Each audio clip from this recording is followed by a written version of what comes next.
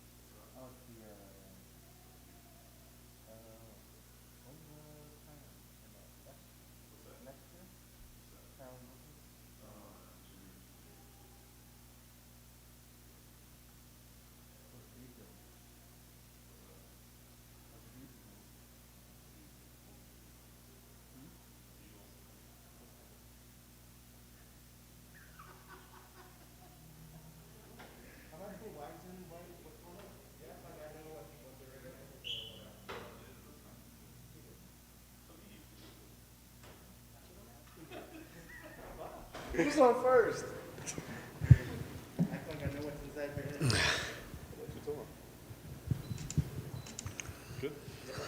Diego, this losing stuff. You're not used to this losing stuff, man. I know, brother. It's been real tough for me, but we're here to enjoy a little bit.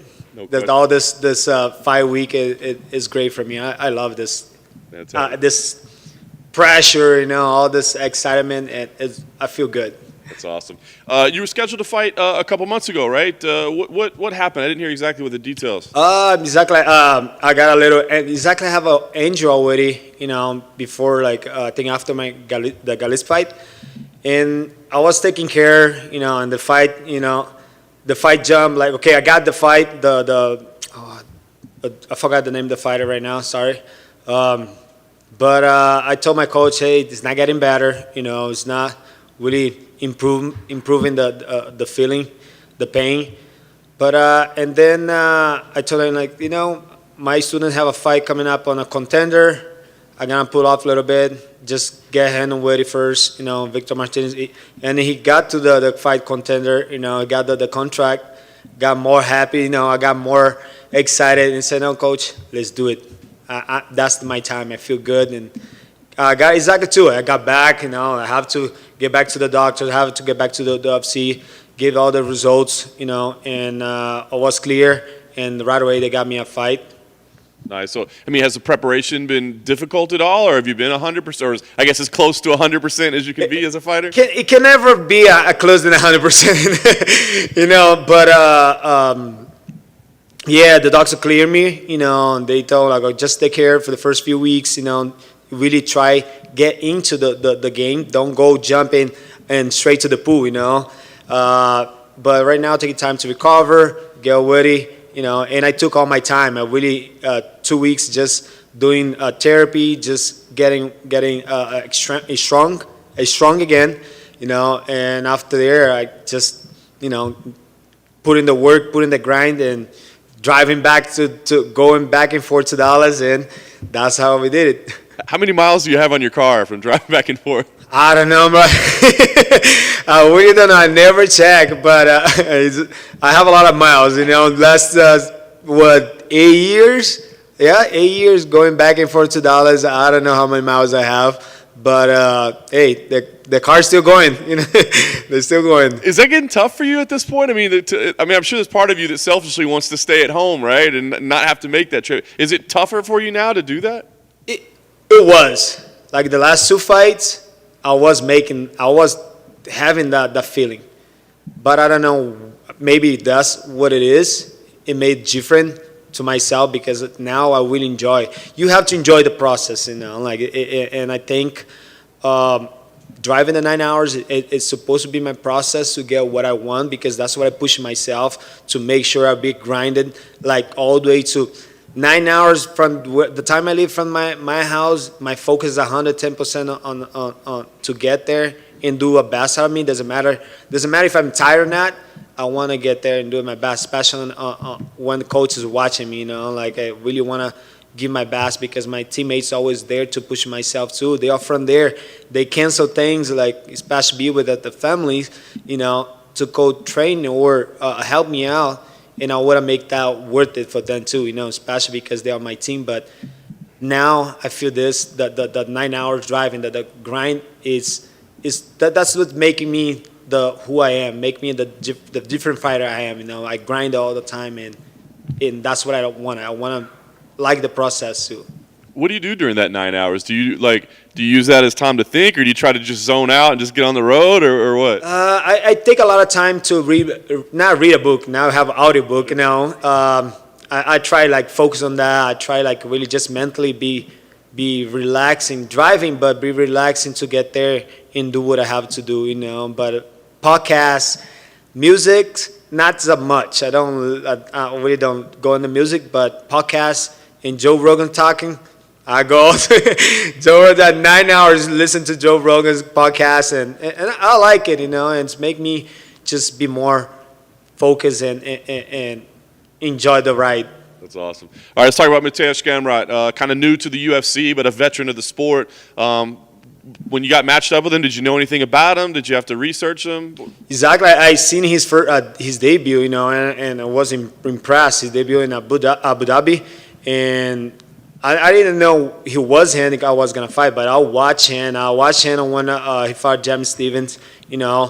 I know he's a really grown fighter, and it's gonna be good for me because I need that. Like I need that push, and he's a challenge. He's a 19-1 right now, and 10. It's who cannot be excited to fight somebody like that, because it's always a win like that. Fight somebody like so tough and doing so good on the fight. But I know on 18 it's gonna be my night, and I gotta remind myself I'm there because he's tough. We there because he's tough too. Both are tough, but we gotta meet up in the middle and just throw down. It doesn't matter how good he is. It's awesome. Last thing for me, I mean, obviously you want to win every fight, but I mean, does this feel like, I don't want to say a must win, but like more important normally? You want to just get off these losses, or do you even think about that? Do you have to like kind of just make it one night? I really don't get the pressure. I don't know why. For me, this is still just a fight. For me, like every fight I get is a fight. I want to get out from the inside the cage. I want to be bleeding. I want to make a war, and I think this make me not having the pressure because I want to fight. That's the most thing I put in my mind. I don't really put that like as a pressure for me. I just enjoy. Diego, so last time you were on a 2-fight losing streak, you went on to a 6-fight win streak. Is that what you're trying to do? That's the plan. I really not just 6. I want to make better this time. I want to make really with it my time. Like we were talking about, like driving 9 hours and be with my team. I want to make this like more. Because 6 times it was not enough. 6 wins was not enough. I need to make 8, at least 8 to 9 to get what I want. And I just wanted to know a update on your son who was in a bad motorcycle accident in June. It was really tough for me, that part of my life. See my son the first time on the table, the table of the sorry guys, the table of the hospital, But we got through, It was just I don't think it was so much my fault, but I was giving him the authority to drive my own bike, letting him. He was enjoying something I was enjoying. It's something like you want to see your son like doing everything you do, like do like the jiu-jitsu the way he does, like fighting and be in a hospital because my bike was not my plan. I still feel like that because I don't know why that hurt me. I never seen something like that, especially like looking for my kids like. Then they are everything for me, But it was tough. I can't say that. It was real tough. Has he recovered and is he doing better? Yeah, thank God he recovered. And I'm not gonna say 100%, but he really doing his best to get back to training, do weights the way he was into. He waited to get in in the fire departments, he's so excited about there. He's just focused on his study, and I'm proud of him to just doing that. Like it's my first child, but damn, that boy, it's everything I have, bro. Those 3, it's something will inspire me. Thank you. Thank you, guys.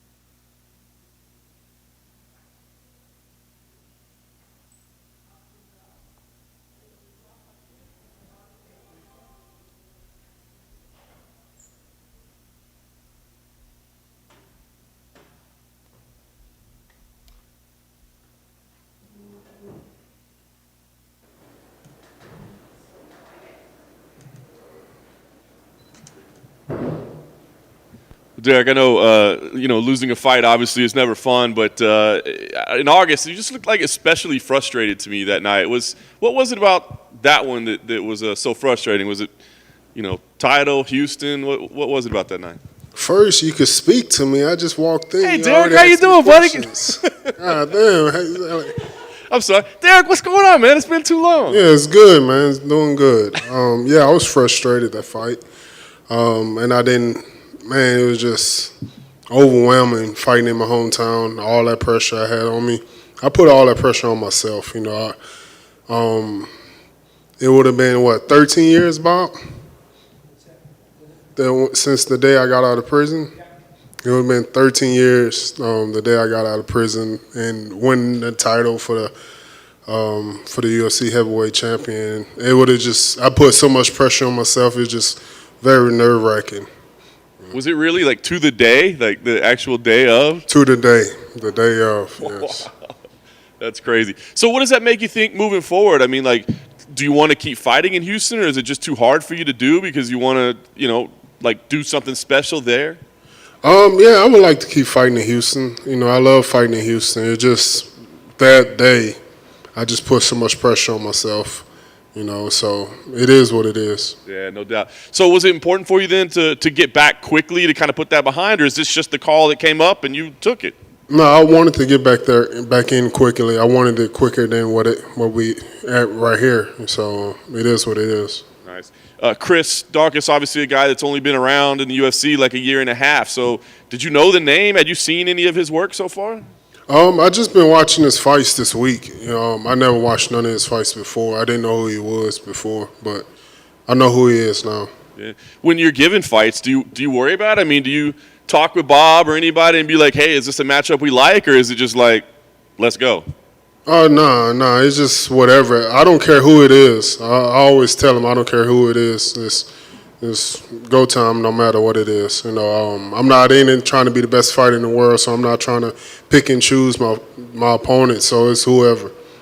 What are you in for? I mean, I know it's to pay for your family and to take care of them, right? But is it about entertaining? I mean, when you say I'm not here to be the best in the world, what is it that you want to do? Of course, you got to be entertaining just to stay in the company. So, of course, that's one of my goals. But my main goal is to take care of my family and their future. Nice. So you said you watched Chris this week. What have you thought about him? Has he impressed you? Do you like him? What do you think? Yeah, of course, he's got to be a good guy because he's a police officer. I support the police department all over the world. Especially in Houston. I appreciate most of y'all for letting me slide with a little speeding ticket here and there. So I appreciate y'all. Back to blue all day long. But you can't give him any extra respect once you get in there, though, right? Of course, whenever you fighting a police officer, you don't want to get Rodney King on ESPN. So you got to go out there and fight hard, man. Do it for the people. I wonder, you've been in this game for a long time now, man. Obviously, he's kind of new to this. So do you think experience means anything? I mean, you two guys are big and powerful, and one punch can change everything. So does experience mean anything, or is a fight, and that doesn't matter? Experience don't mean anything, Most of fighters go into a fight really just focus on one thing, just winning. So it's all the outside and noise really don't matter. But sometimes it does, sometimes it don't. But we heavyweights, so anything can happen. Any slip up, anything can happen. Don't matter. Fighting at the Apex, is it almost more enjoyable to you? I wonder. I mean, do you like having that crowd? I guess all the pressure from last time. I just wonder if you like it here, where there's not as much distraction, maybe not as much going on. I like it here. I like it Apex better because I always think like nobody's watching this fight anyway, so I could do whatever I want right now. I don't make it seem like I'm not gonna even look stupid right now. But if I throw this spinning back kick, there's nobody watching this fight, so I'm gonna do it. That's fun. So there may be millions watching on TV, but as long as there are not thousands in the building, it makes it easier. Yeah, I just say, man, them cameras not even working, so I'm just go ahead and throw this spinning back kick. Nobody watching it. I ain't gonna be a meme, so I'm good. What kind of challenges do you think Chris presents? Now that you've watched him, you've studied him, I mean, do you feel like he's going to be, trying to shoot and take you to the ground, or do you think he might, present some challenges on the feet? What do you think? I believe that he's going to try to do what Gunn was doing, is just really try to pick me apart. Just win on the scoreboard, try to stay away, jab, stay away, run. If I come close to him, they run, keep running, just try to frustrate me, really. But I don't really believe that he's going to try to take me down or anything. Last thing for me, I wonder, big win here, obviously be a nice way to finish up the year.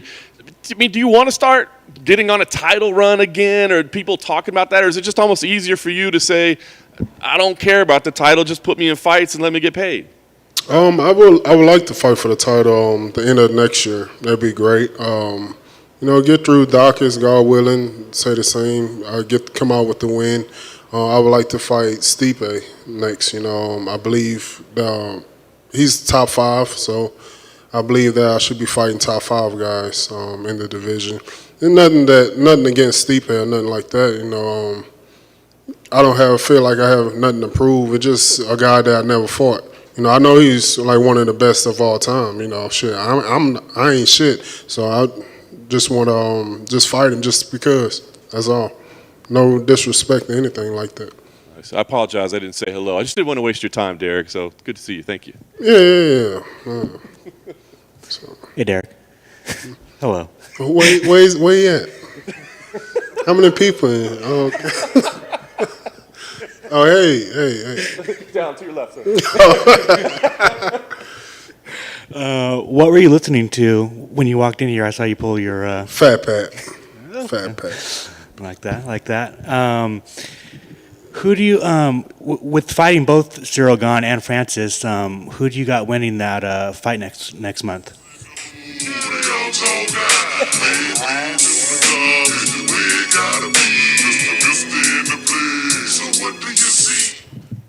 But say what again?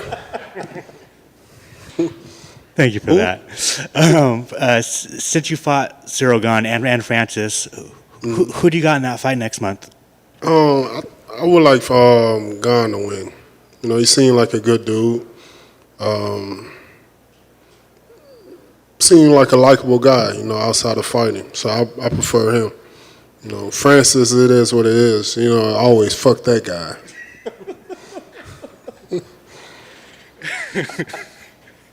And then finally, what's the funniest video that you saw this year that you put on your Instagram? Probably, I can't say that. No, I can't say that either. No, let's not even talk about my Instagram. I can't even say none of that because I'm going to get a lot of hate. No, it's fight week. I don't want, I'll tell you next week. Not to. Okay, thank you. Hey, Derrick, right here. Good to see you. Right, to your right. Thank you. How do you enjoy your appearance on Hot Ones? It was good, but that shit was nasty. Like, all the wings didn't have no flavor to it. It just felt like I was eating poison. Then no good flavor was it. None of it was good flavor. And it was just like something that you shouldn't even put in your mouth. Does the aftermath of that get pretty rough? The aftermath was pretty rough. I had to get some pills to help my immune system, and I couldn't even make it home from the airport. All I was thinking about, don't not shit on this plane. Don't shit on the plane. And so I just went in the plane because my stomach was bubbling, just let out a little gas. That's about it. But I didn't want to take a shit, so I just kept farting in the airport, in the airplane. But as soon as the plane landed, I didn't want to shit at the airport either. So I only went to the gas station and shit it for at least 30 minutes straight, burning. So you wouldn't do it again? Yeah. This fight with Chris, this seems like kind of the perfect depiction of what has made you such a fan favorite and why the UFC likes you so much. He's down a fair bit from you in the rankings, but as you kind of said earlier, you don't care about the rankings as long as they pay you the same, right? That's your philosophy? Yes, for sure. Yeah. I don't have nothing against Chris. Sure, he's a good guy, but I'm here to get a check. Do you want to pick up the pace and be busier next year again? I know you said you want to fight for that title. How many wins do you think it would take? You're obviously still at the very top of the rankings. Well, I would like to get 4 fights in there. No, I don't think it would take 4 fights to get a title, but I would like to be more active next year, for sure. And do you think this is the one where you break apart from the pack and get that UFC knockout record all to yourself with 13?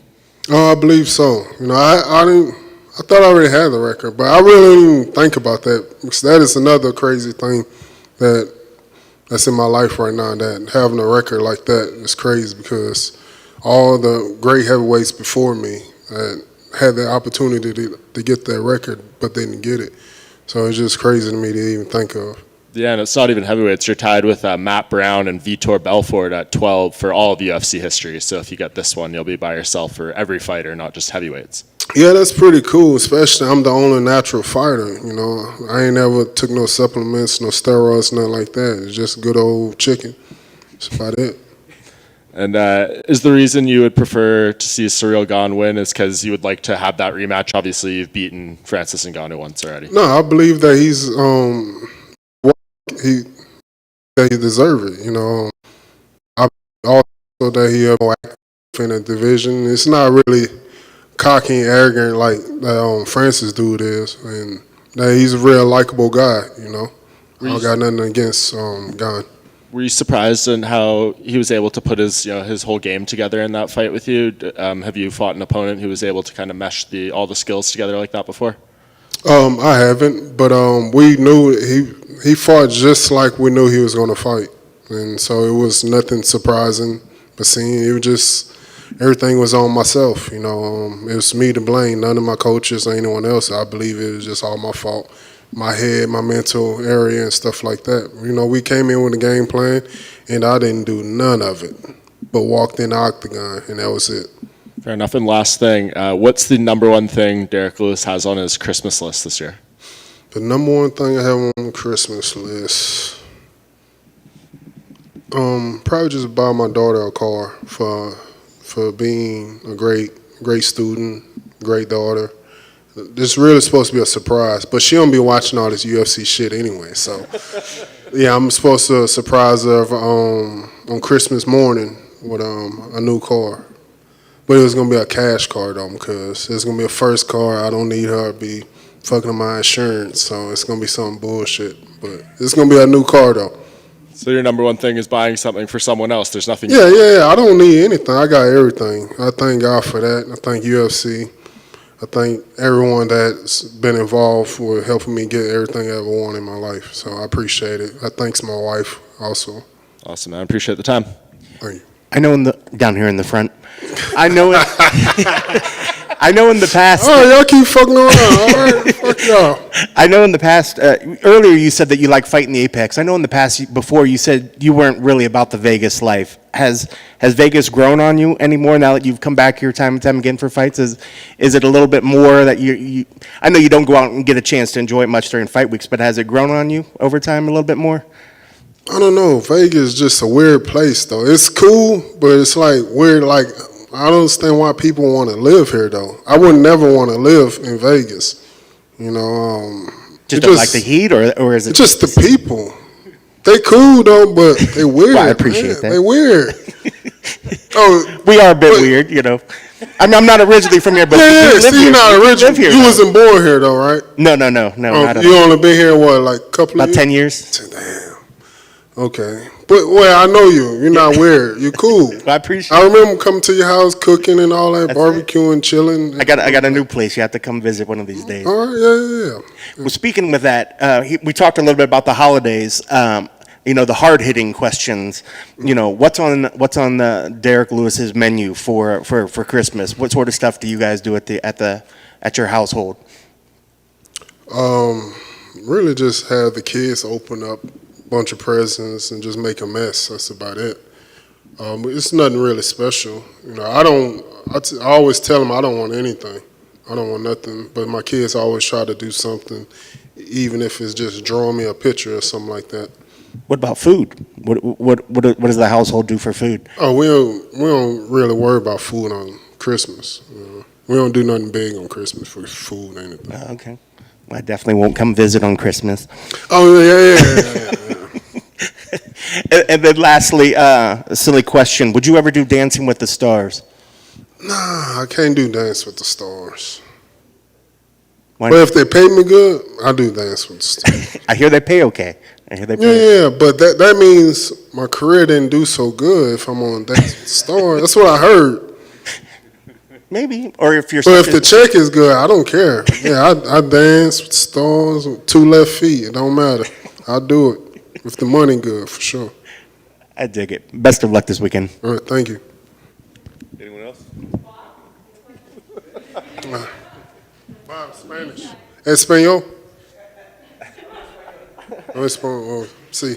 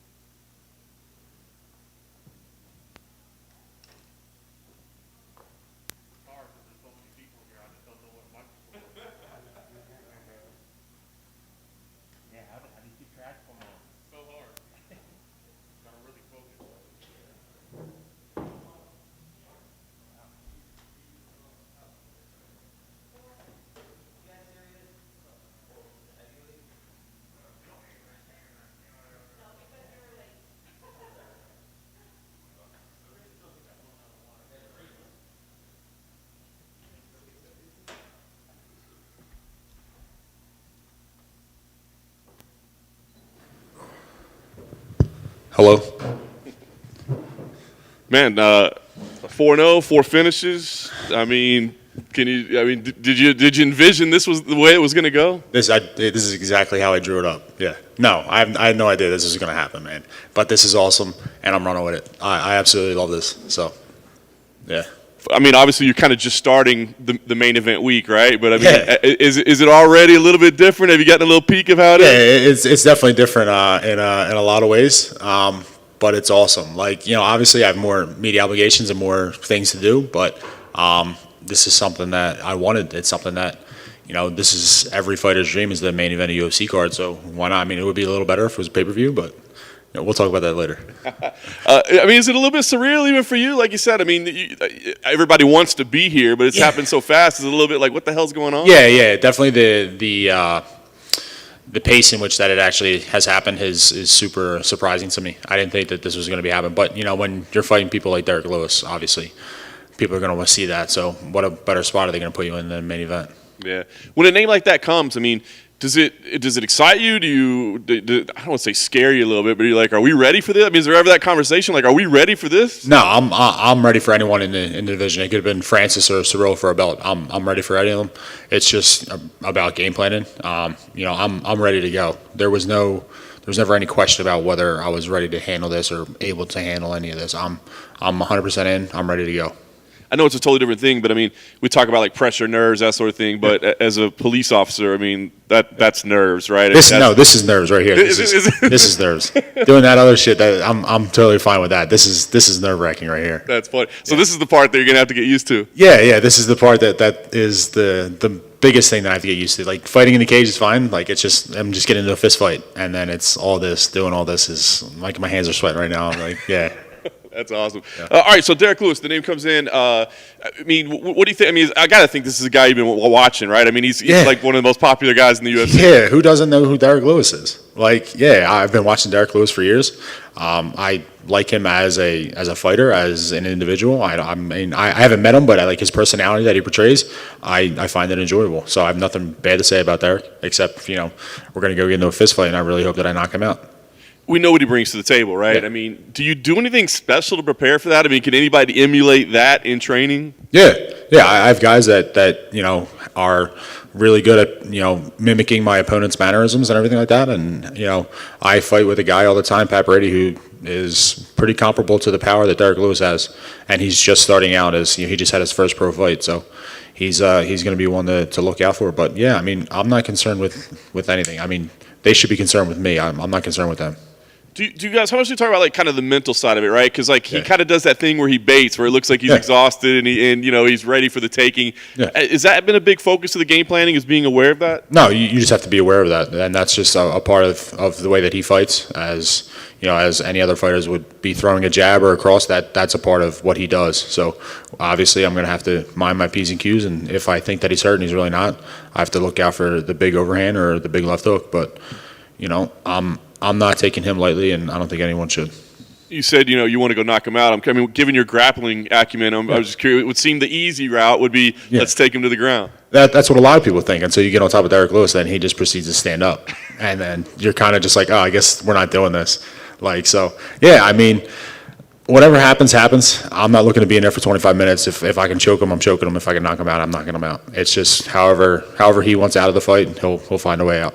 What do you make of that? The fact that he's got the Derrick Lewis just stand up defense. I don't know, man. It's crazy. I wish he could teach me because I roll with a lot of guys who are sometimes able to keep me down. I wish I could just have that once in a little while just to be able to stand up. It's kind of crazy that like world class wrestlers and grapplers can't hold him down. So it's a little nuts. And do you see why people aren't able to capitalize on some kind of transition there? Is it because he guards his neck so well with his shoulders? Yeah, I think he's just a bigger individual, and I mean that works both ways. It's harder to get a choke in, but in certain chokes, when that's in, that's in, and it's really not me choking you; it's me pushing a little bit of pressure on your shoulder, and then it's you getting choked out with your own shoulder. That's on you for being that big, but we'll see how it goes. I just think that in those transitions, people don't want to jump on that because they don't want to end up on bottom. Obviously he's a huge man who throws big bombs, so I wouldn't want to be under him. So I'm definitely going to be scrambling my ass to get up if that happens. I know you're probably enjoying this experience and ready to deliver, but I mean, are you thinking about what comes next? Because you beat Derrick Lewis, there's not a whole lot of room up at the top in front of that name. No, definitely not. But my sole focus is Derrick, and then no one knows what the hell's going on with the heavyweight elite at the top three people. I mean, you got Francis and Cyril fighting in January, and then you don't know if there's going to be an immediate rematch. You don't know what Stipe's doing. If Stipe's holding out for a title shot, you don't know what he's doing. And then freaking John Jones his name always gets brought up, but that dude hasn't fought in 4 years or however long he's fought. So I'm not holding my breath for him either. Last thing for me, I guess, what is the goal here, right? I mean, you've kind of exploded on the scene. Do you feel like you got to go in there and do something to announce your name and show the world, or is it just go pick up the win? I don't have to do a damn thing. The only thing I have to do is just get a win. I get the win. My name gets right where his was, top 3, top 4 in the division, and then we'll go from there about who we're going to fight because I don't see a lot of people I have to fight before I get to the belt. Hey, Chris. What's up, brother? Second fight week with the beard. How you liking it? I love the beard. The beard is here to stay. The wife loves it. I'm not losing it anytime soon. Do you feel like you're finally getting the respect and the hype behind your name in the heavyweight division? I wouldn't say hype. I mean, hype is kind of made up. I just think I'm a real, this is real. This is what people don't realize is I'm a little smaller for the heavyweight division, and then once I get in there and I'm starting touching people up, they realize this is a bad idea. So yeah. But it's and I say that because Cyril Gane has all this talk about him, and rightfully so. Right? Yeah, he should. It took him 4 fights to get a ranked opponent, and then it took you 3 fights. Yeah. So it's just you guys are on the same path. Absolutely, yeah. Yeah, I'm down. I'm fully expecting just to get that push, just like Cyril, and we'll see what happens and how I truly run with that opportunity. But there's really 3 of us who I only see fighting for the rest of the heavyweight division. 4. It'll be myself. Francis can be in there, Cyril, and Tom Aspinall. And I think those are the top names in the division going forward for at least the next 5 to 10 years. So if I have to fight each of those gentlemen 3 times, I don't want to, but I'll do it. That is fantastic. And then I thought I saw somewhere that you asked for a leave of absence, and your and the police. They said no. So I'm here with you guys hanging out. Yeah. So pretty much, I tried doing a leave of absence. The plan was to run out all my vacation and my sick time that I accrued, run all that out, do a leave of absence. I wouldn't be getting paid. I wouldn't be getting any kind of medical. I wouldn't be getting any benefits from the city. The only thing the city was doing was pretty much holding my spot as far as being a police officer. I would do that for 6 months. Then I would reassess. The city would reassess on whether or not I absolutely had to come back or if I had to leave. And the city pretty much told me to go, go fuck myself. And then I was like, all right, cool. So I'll see you guys later. Here's all my equipment. This December 1st was my last official day. So, yeah, so it's been like 2 weeks, 2.5 weeks of being a civilian. It's pretty cool. Is that kind of scary? Nah, man, this is awesome. I get to hang out with my son all day. I get to hang out with my son all day, and then me and my brother go beat the shit out of each other. So, yeah, I'm totally fine with it. That's awesome. Thank you. Thank you. Just one for you. I know he's the opponent Saturday, but do you have some appreciation for Derrick and the fact that he took this fight? I mean, he's number 3. He could have just kind of squatted on spot a little bit, try to get the Stipe fight or something, but that's his MO. He's willing to fight down. He's willing to fight the guys who are on the rise up. So do you absolutely appreciate that? Yeah, 100%. I appreciate that. Yeah, absolutely. And the same thing with my other last opponents. So they didn't have to take the fights with me. I wasn't ranked at the time, especially Olenek. He didn't have to take that fight with me. And the Shamil fight. I mean, I'm super grateful for those guys to test themselves against the up and comer guys. And Derrick's awesome for signing the contract. But when it comes time to fight, I'm looking to break his face. Can you put a finger on why that seems to happen more in this division than others? Is it because maybe there's less fighters at heavyweight? Or I just think like it's a pool, like a talent pool type thing. I mean, we might have, I don't know how many UFC fighters in the heavyweight division, but it's nothing compared to like my brother's weight class of 185 when there's like 100 fighters or 150 fighters, however many. So I really think it's kind of like if you get in at heavyweight, you might get guy off the contender series or a guy who just got signed, and then all of a sudden you're right in the mix. And Derrick is going for the sole possession of the UFC knockout record in this fight. Okay. How motivating is it to not be the person who's on? Yeah, I'm really hoping that's not going to happen. So I'm just trying to knock him out or choke him unconscious before that happens. But yeah. Perfect. Thanks, man. Thanks. Sorry to hear about the position with the police force. I wish that would have been able to work out for you. Yeah, but I was going to say, with the fact of that you had this main event coming, did that make that decision easier for you to kind of step away from it? Absolutely, yeah. Yeah, I mean, just the whole UFC career and just where I'm at in life with my wife and my son, it's I tried, just doing everything with the police department as best as I could, portraying, everything, and then they kind of just told me you need to pick one. And I respect that as an employer, but at the same time, they're losing record numbers of cops. Like, normally it would be like, one cop or two cops every, couple months that are resigning. Now they're doing 5 to 6 a week who are resigning in Philadelphia. And we don't have a deep police force. Yeah, we're a major city, but I think the total number was like 6,500. And 1,000 of those people were IOD, which is injured on duty, or who were leaving. And then you have, 5,000 cops to run 1 million people, or over 1 million.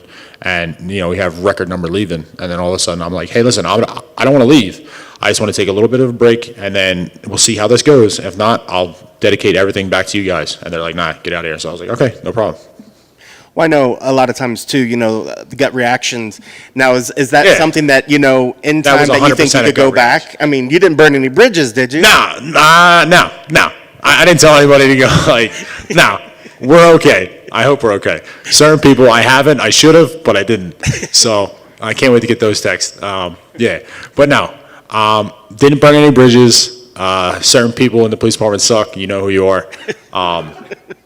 But man. Like, if I want to go back, it's going to suck because I'm going to have to go through the academy again.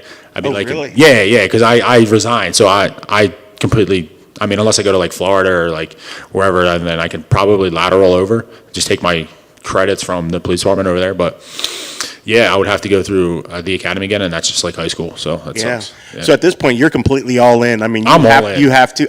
Was that the decision that you think, were you already to that point before the main event that you thought you were about ready, or did you feel that you maybe needed a couple more wins before you were willing to kind of do this? No, it was kind of like a 10-year mark type thing. So I got the 10 years in July, and then it was kind of like, all right, well, we'll see where this goes and how this is taking off. And then the main event was kind of like a little cherry on top. It was like, yeah, we should probably start focusing on this, like 100%, not like 50-50 or like 60-40. I really should be 100%, and I'm 100% in. Well, I wonder if this question even works anymore. I know a lot of police officers like to joke around with each other, and you did say, we talked about how Derrick is a fan favorite. Yeah. Did you have a lot of the boys in blue sort of rooting for Derrick? Just Yeah, they did. Yeah, they still do. So I think they're still pulling for Derrick. So yeah, screw those guys. Screw those cops. And then lastly, we're getting ready to go into the Christmas and the holiday season. Yeah. You know, what's a typical, Christmas for you like when it comes to what you do with the family and what's on the menu? So I'll do like Christmas Eve. I'll usually do it at my grandmother's house. We'll do that, or I'll do it at my wife's house. And then during Christmas time, like the actual Christmas day, I'll hang out at my house, and then we'll go to my brother's house. And then menu is kind of varies by where we're at. Normally it's like a ham. My grandmother puts on like the 7 fishes and all that for Christmas Eve, so that's really good. But yeah, just all kinds of food. I'm just really looking forward to getting have like a beer or two and like enjoy some good food. I feel like I've been in training camp this whole year, so it'll be really good. Best of luck on this weekend. Thank you.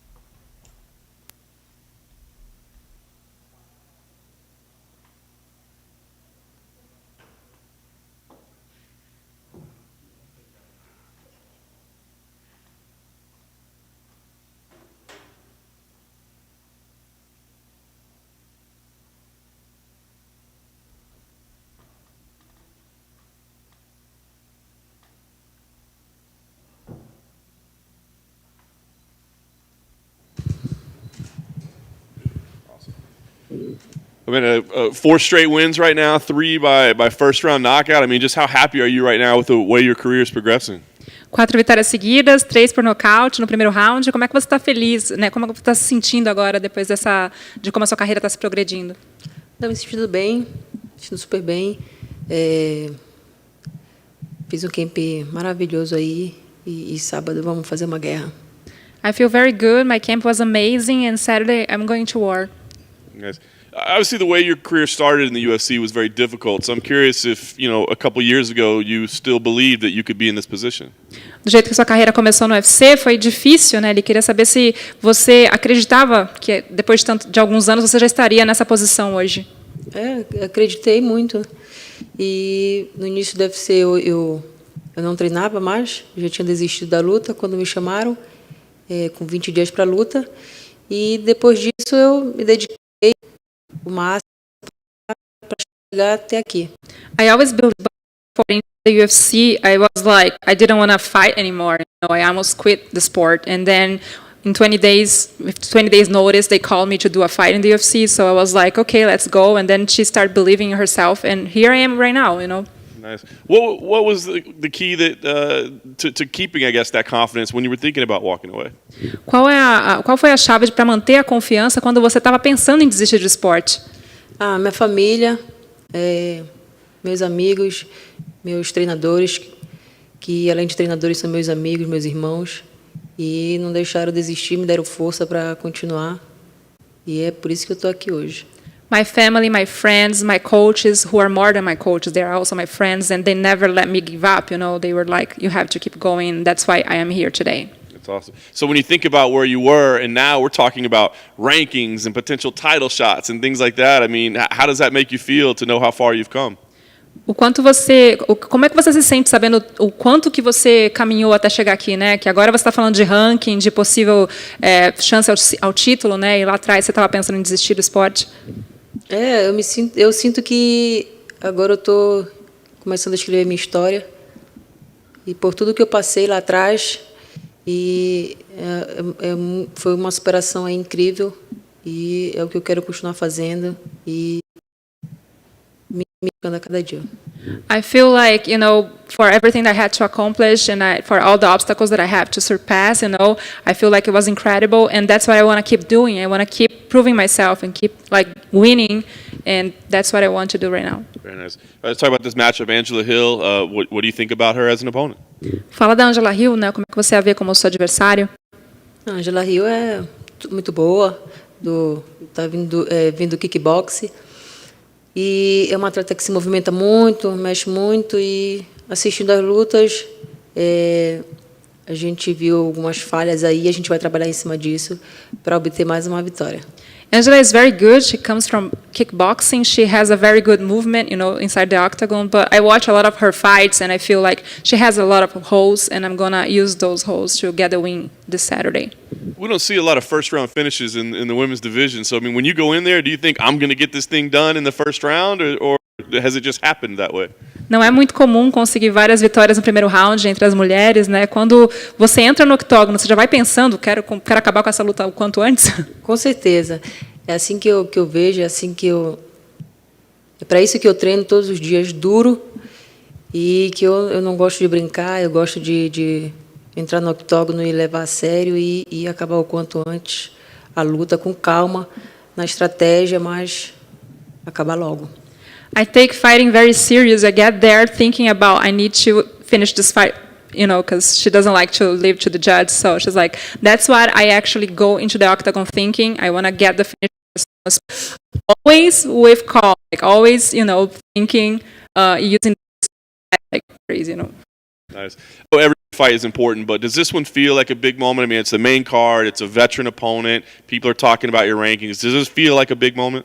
Você acha que esse é um momento importante da sua carreira? Porque tá todo mundo falando sobre ranking, né? Uma adversária mais conhecida. Acredito que sim, né? Acho que cada luta minha, mesmo eu sempre levo a sério, e com ela não é diferente, ranqueada. Mostrar meu trabalho, eu quero mostrar porque eu vim, eu quero fazer uma excelente luta e, cara, é isso. Every fight is important, but in this case, she is also ranked, so I just want to go in there and show my work, show what I'm capable of, and get the win. Nice. And then last thing for me, another impressive win here. Do you start talking about a title shot and what it'll take to get there, or do you let it just play out as it? Ser de uma forma, né, impressionante nesse sábado, você já vai começar a falar de cinturão ou você vai ir calma? Eu sou calma. Como eu falei, eu vencendo a Angela Hills, eu acredito que eu entre no top 10 e eu quero estar enfrentando essas meninas aí e mostrando meu trabalho, evoluindo a cada luta, aprendendo e é isso. O cinturão é consequência e vou chegar e degrau por degrau. I'm very humble, I like to think step by step, winning against Angela Hill this Saturday. I'm gonna try to get to the top 10 and then try to face the top 5, step by step to get to the belt. The belt is going to be a consequence of my work.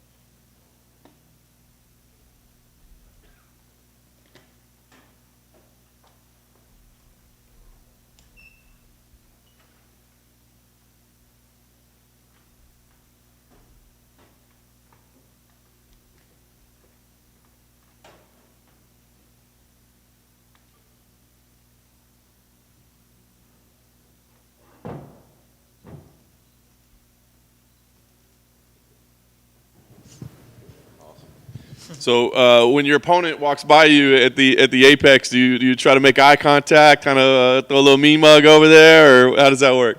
Not mean mug. I think I'm past that point. I think my first couple of fights, I was like, like giving them the little up and down look. But nowadays, we're just showing up to make some money, so it's no biggie. If anything, I am looking her up and down to be like, oh, legs are pretty big. Okay, she got a little butt. Might throw some hard push kicks. Okay, all right, cool.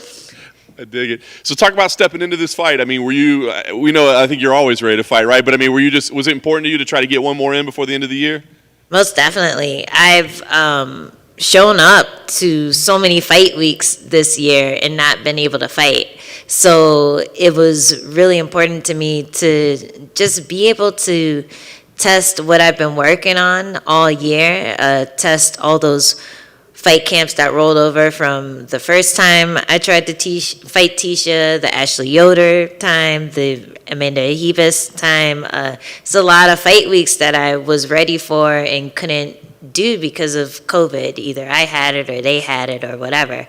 So yeah, there's a lot of blue balls there when it came to actually being able to punch someone in the face, and I was really grateful when I got the call to fill in for this one, especially because it was right borderline between short notice and long notice. So I still had plenty of time to get in shape, plenty of time to prepare for this person specifically.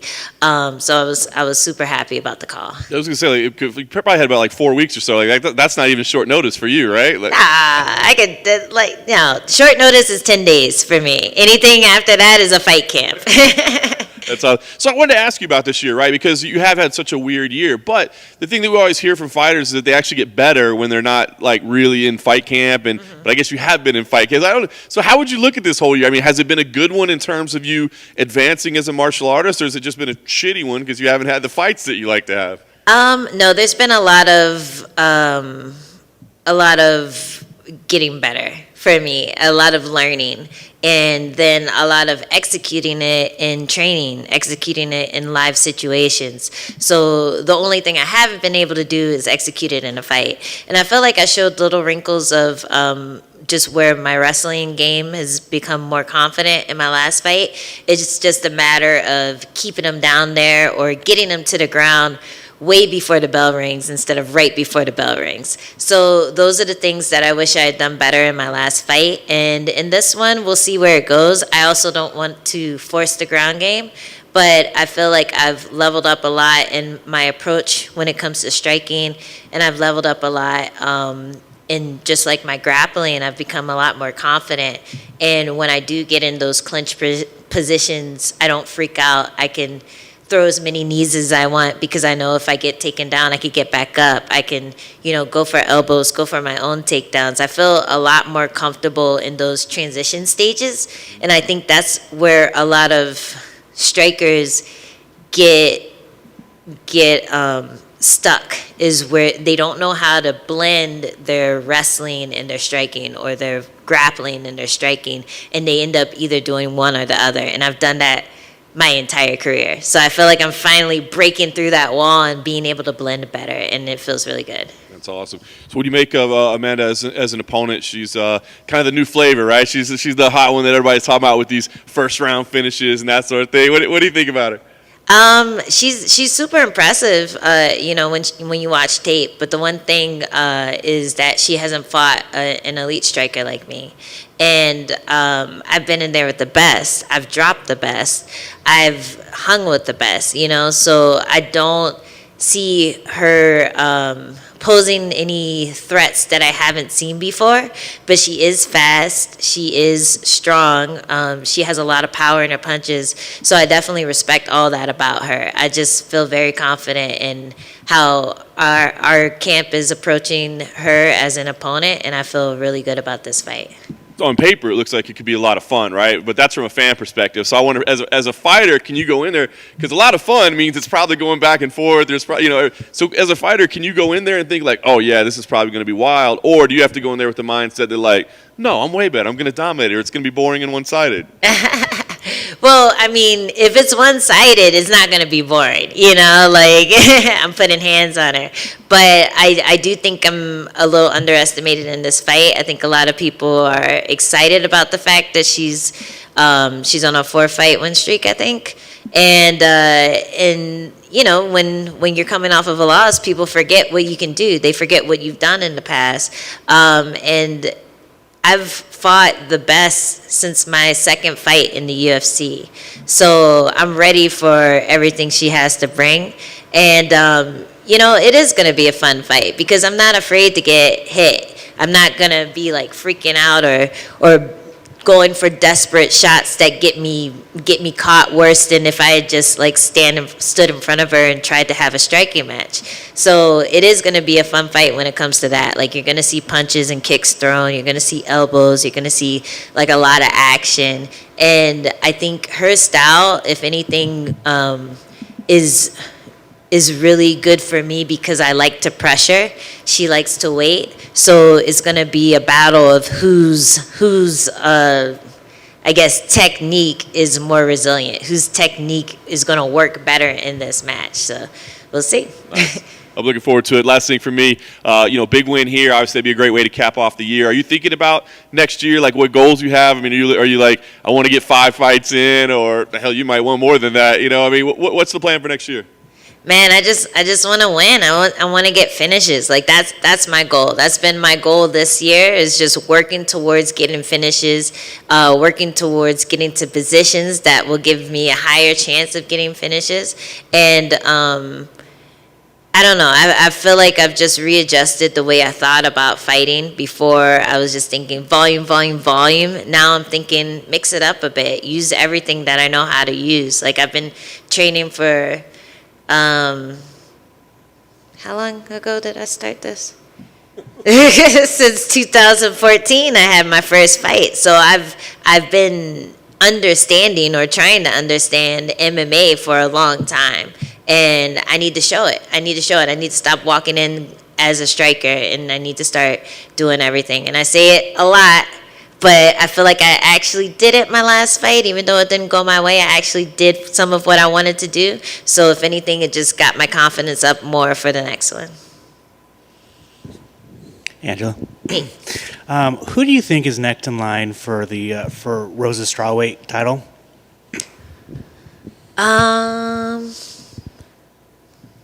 Who she just beat? Whaley? Yeah. I think Rodriguez.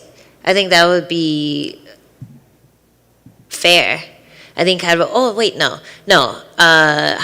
or Carla Esparza. I think either one of those would be fair. I think maybe Carla deserves it a bit more because she's been streaking a bit longer, and she has a win over Rose already. So I think Carla should get it next.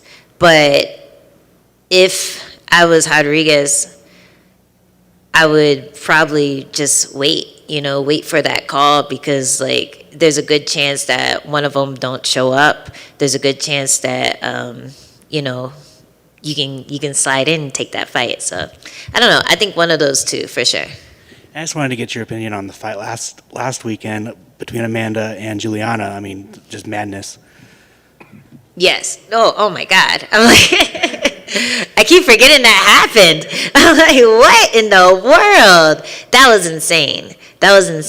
But I still think that Amanda is the female GOAT of MMA, of women's MMA. Like, I really do.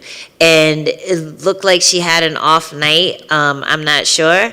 But you can't take credit away from Pena. Like, she went in there and she wrecked shop. And she's always been that person. She's always been that person who, on paper, you're like, nah, they're gonna see a hole in this or that. But like, I would love to spar her just to feel what it feels like to get hit by her once, just to be like, oh shit, like, this is what happens every time you fight people. Like, you underestimate her, and then she comes out swinging, and then you're like, where are the punches coming from? So I think she's a really strong competitor, and she finally was able to show it. And like, watching her win like that gave me so much motivation, because all the ups and downs in my career, I'm just like, man, like, the underdogs are killing it right now. Like, we have so many underdog champions right now. And so that just gives me the most motivation. I think that was the craziest one. And for that to happen right before my fight, it really had me beaming. I'm like, man, this is a great sport. So, yeah, that was cool. That's awesome. Thank you.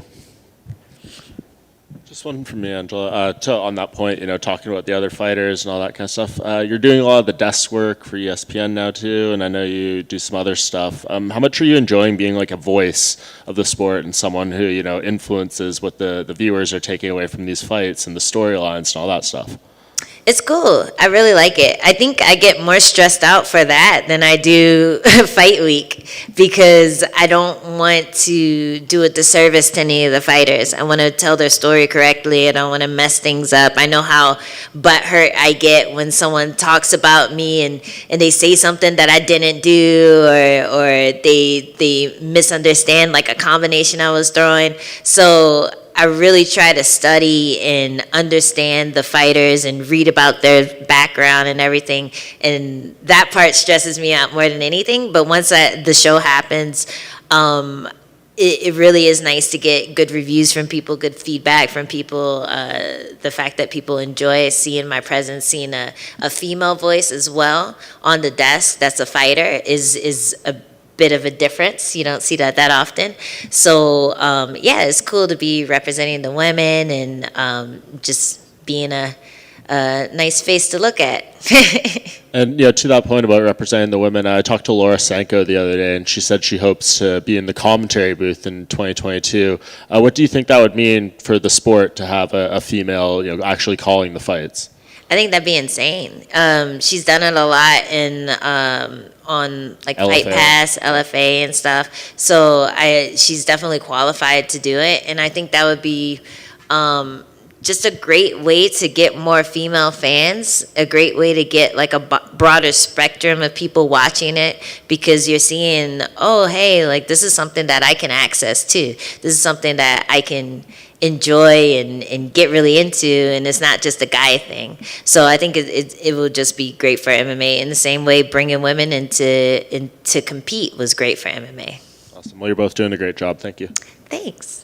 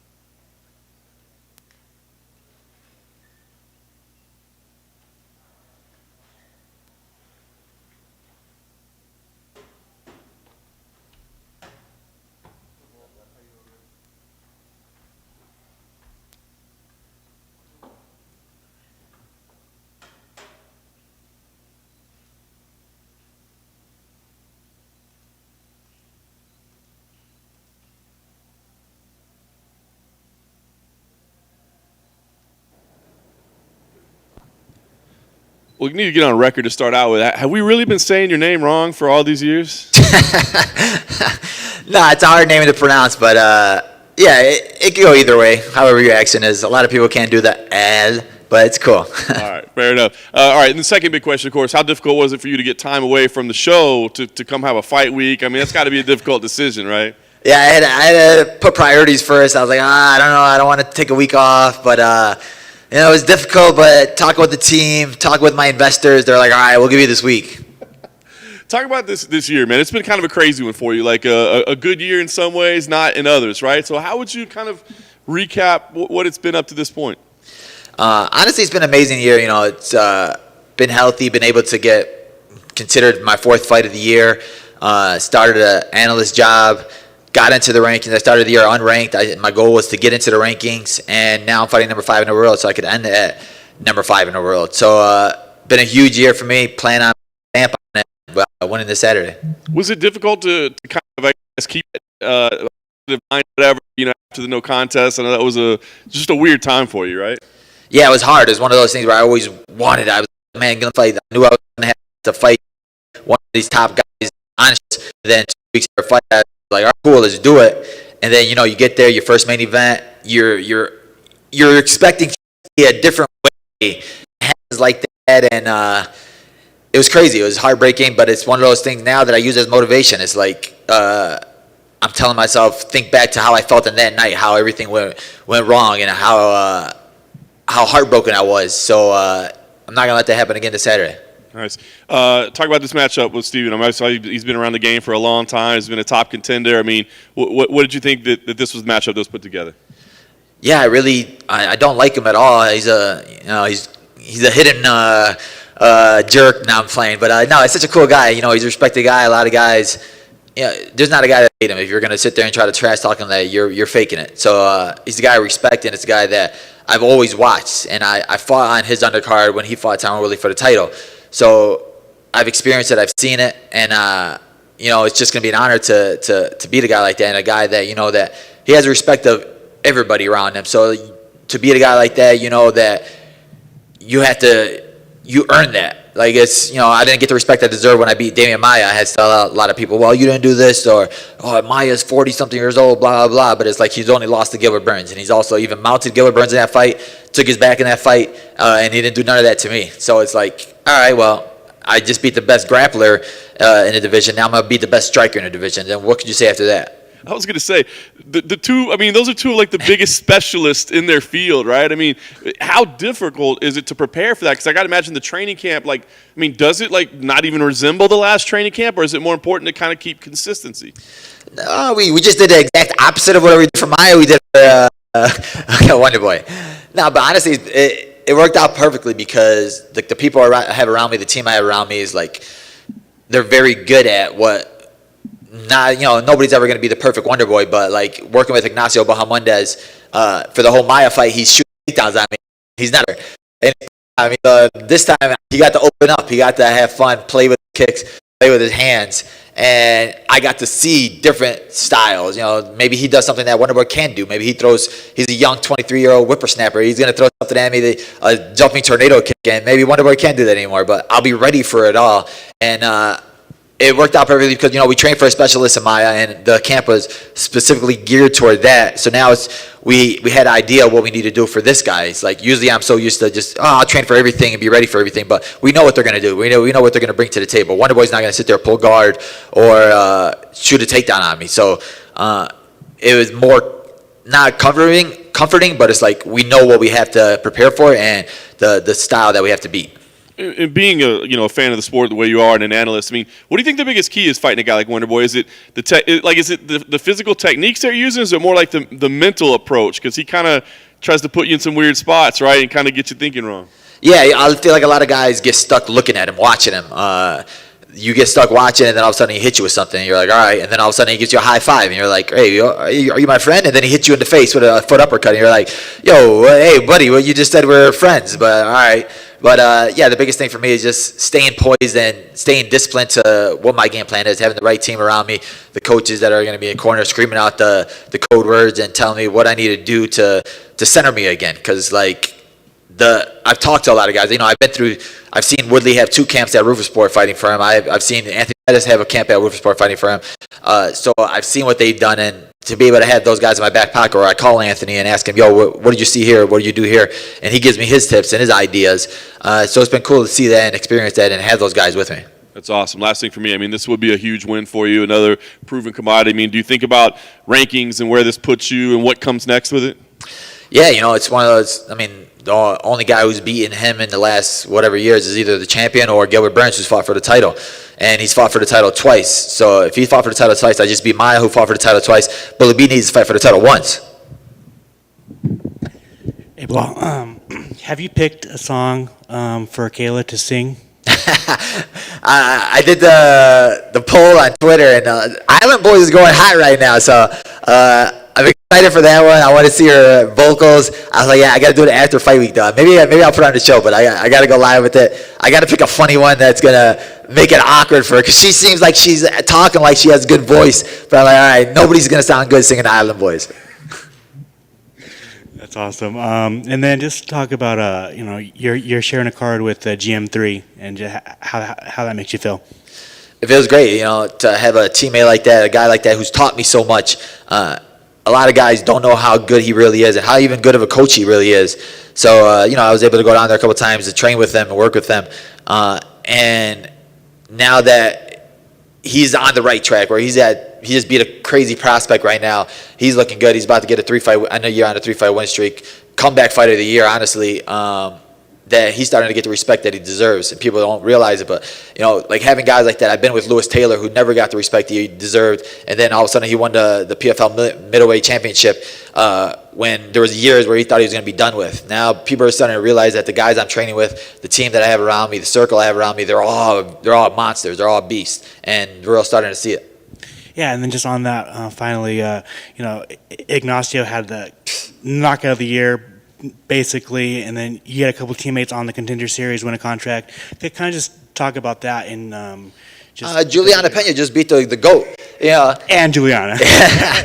Yeah, like I said, we're a small team in Chicago, and now we got a world champion there. We got somebody that, she trains in American Top Team with the biggest gym in the world with all the money behind them, and we're just a small team in Chicago, Illinois. We got like 20 people on the mat every single day, and it just shows that we're doing the right things. It tells me I'm in the right place. I get guys and teammates and stuff because I'm one of those guys that I like to move around. I like to train with other teams when I'm visiting or something like that. And you get guys like, oh, dude, we have so many guys here. Come and train here or come and train there.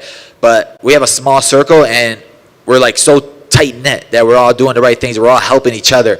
And like you said, now we got 2 guys just got signed off Contender Series now. Now people are starting to realize that we got like 5 or 6 more guys that need to get signed. Sean Shelby's going to start seeing these guys. And my right-hand man, Horacio Gutierrez, just got signed to Eagle FC, so he's going to be fighting Renan Barao. So it's going to be a big year for us in the next couple of years. Thank you. Hey, Belal, we're here. I know you had volunteered when Masvidal fell out of the Edwards fight to get that rematch. Was that ever close to materializing? Was there even any discussions of that happening? I was trying. When I saw that happen, I was like, oh, it's meant to be. Now this is 4 weeks out because it's crazy. I literally didn't. We both like verbally agreed for the Wonder Boy fight, but nothing happens till you get a contract. I never got a contract, and I was like, yo, what's happening with this? And I'm calling Ali, and I'm like, bro, I didn't get a contract yet. Is it coming? But like, oh yeah, I'm working. I don't know what they're doing. Blah blah blah. And then I saw that Leon fight. I'm like, yo, let me get the Leon fight. And then Kamzat chimed in like, oh, you guys want to fight me? And I'm like, all right, I'll fight you. And then all of a sudden, Wonder Boy announced the Wonder Boy fight. And then I was like, bro, you get a contract? I didn't get a contract yet, but I was like, all right, I guess if it's good, let's start training for it. And then still didn't get a contract, and I was like, all right, what's really happening? And then I saw that I think he got a new deal, so I'm sure it had something to do with that. So in the end, it all worked out. I'm fighting number 5 in the world, and I'm gonna be right there. And there's like nothing. After beating him, they're like, I deserve that Leon fight. I deserve that Kobe Covington fight. There's not. Oh well. The rankings don't make sense now.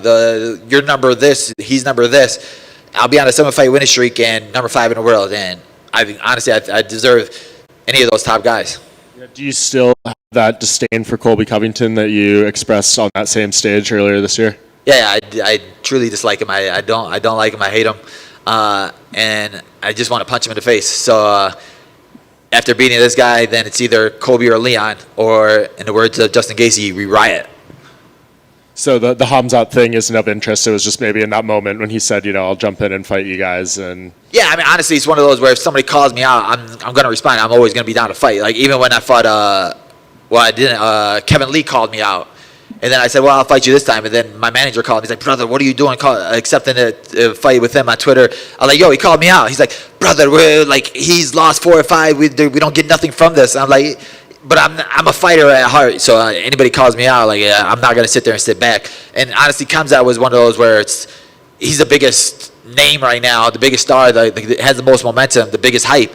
He has like the Conor McGregor hype, where it's like you beat him, you gain more from beating him than anybody else in the division, honestly. So where he has this stigma of him being the boogeyman of how he just dominated everybody. So it's like you could beat a guy like that,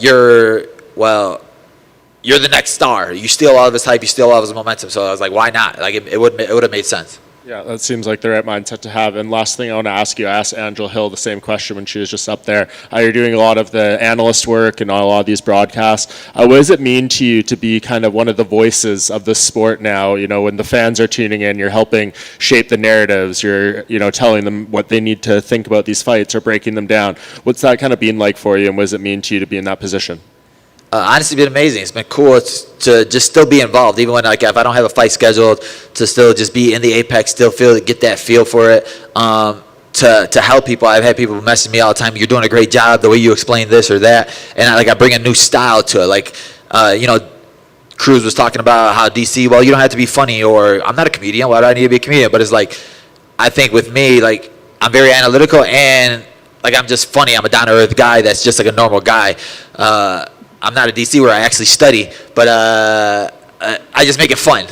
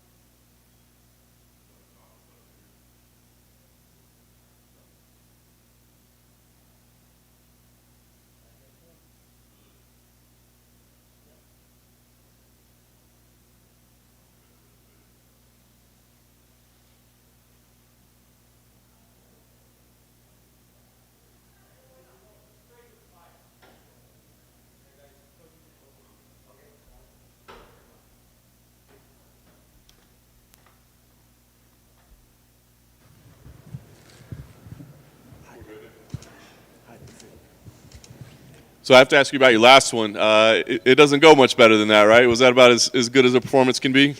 Yeah, I am so happy. This year, I am three times in the fight in the UFC. I am so excited. Yeah, I was gonna say, I mean, 2 wins in a row now, right? It didn't go your way the first time, but do you feel more comfortable now? Like this is, your home, so to speak? Yeah, for sure. This is my next fight in the UFC. I think I can say now it is my home. When I coming here, every people, all team, when we see me, oh, hi, Gamrot, everybody know. Yeah, I am so excited. And you say, yeah, my debut was very close. I lose. But lose with referee, with my opponent, I won, And my head, I am still undefeated. Nice. When you go back to that first UFC fight, we often hear about like octagon jitters, nerves. I mean, I know you had fought in big organizations, but what were those nerves there? No, now it's much better is now, yeah. Of course, UFC is the league championship and debut is always big nervous, but now is feel better. Now I have ranking guy, it's so excited for me, the more motivation than before. I am so ready. I was going to ask you, so Diego is an opponent, right? Like, maybe not the name that Jeremy was. Jeremy might have been a more popular guy, but Diego obviously a more, a ranked guy right now, very tough. So where is your excitement level for this fight? For sure. Diego is ranking guy. I accept a difficult fight from Ferreira, but from technical point of view, I think this is gonna be simple fight for me. Of course, I don't sound arrogant, but behind my confidence, there is like respect, hard work, appreciation for my opponent. Diego is a great fighter, and it is honor for me share octagon with him. You say it'll be a simple fight, but are there any maybe dangerous places that like, hey, we can't do this, or it's going to be difficult? Yeah. But MMA is controlled violence, and you're gonna see me control the fight and start to finish.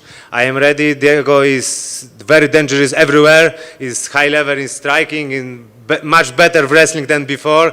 Jiu-Jitsu is high level, but Jiu-Jitsu is same my home, I am wrestler and I don't scare this ground.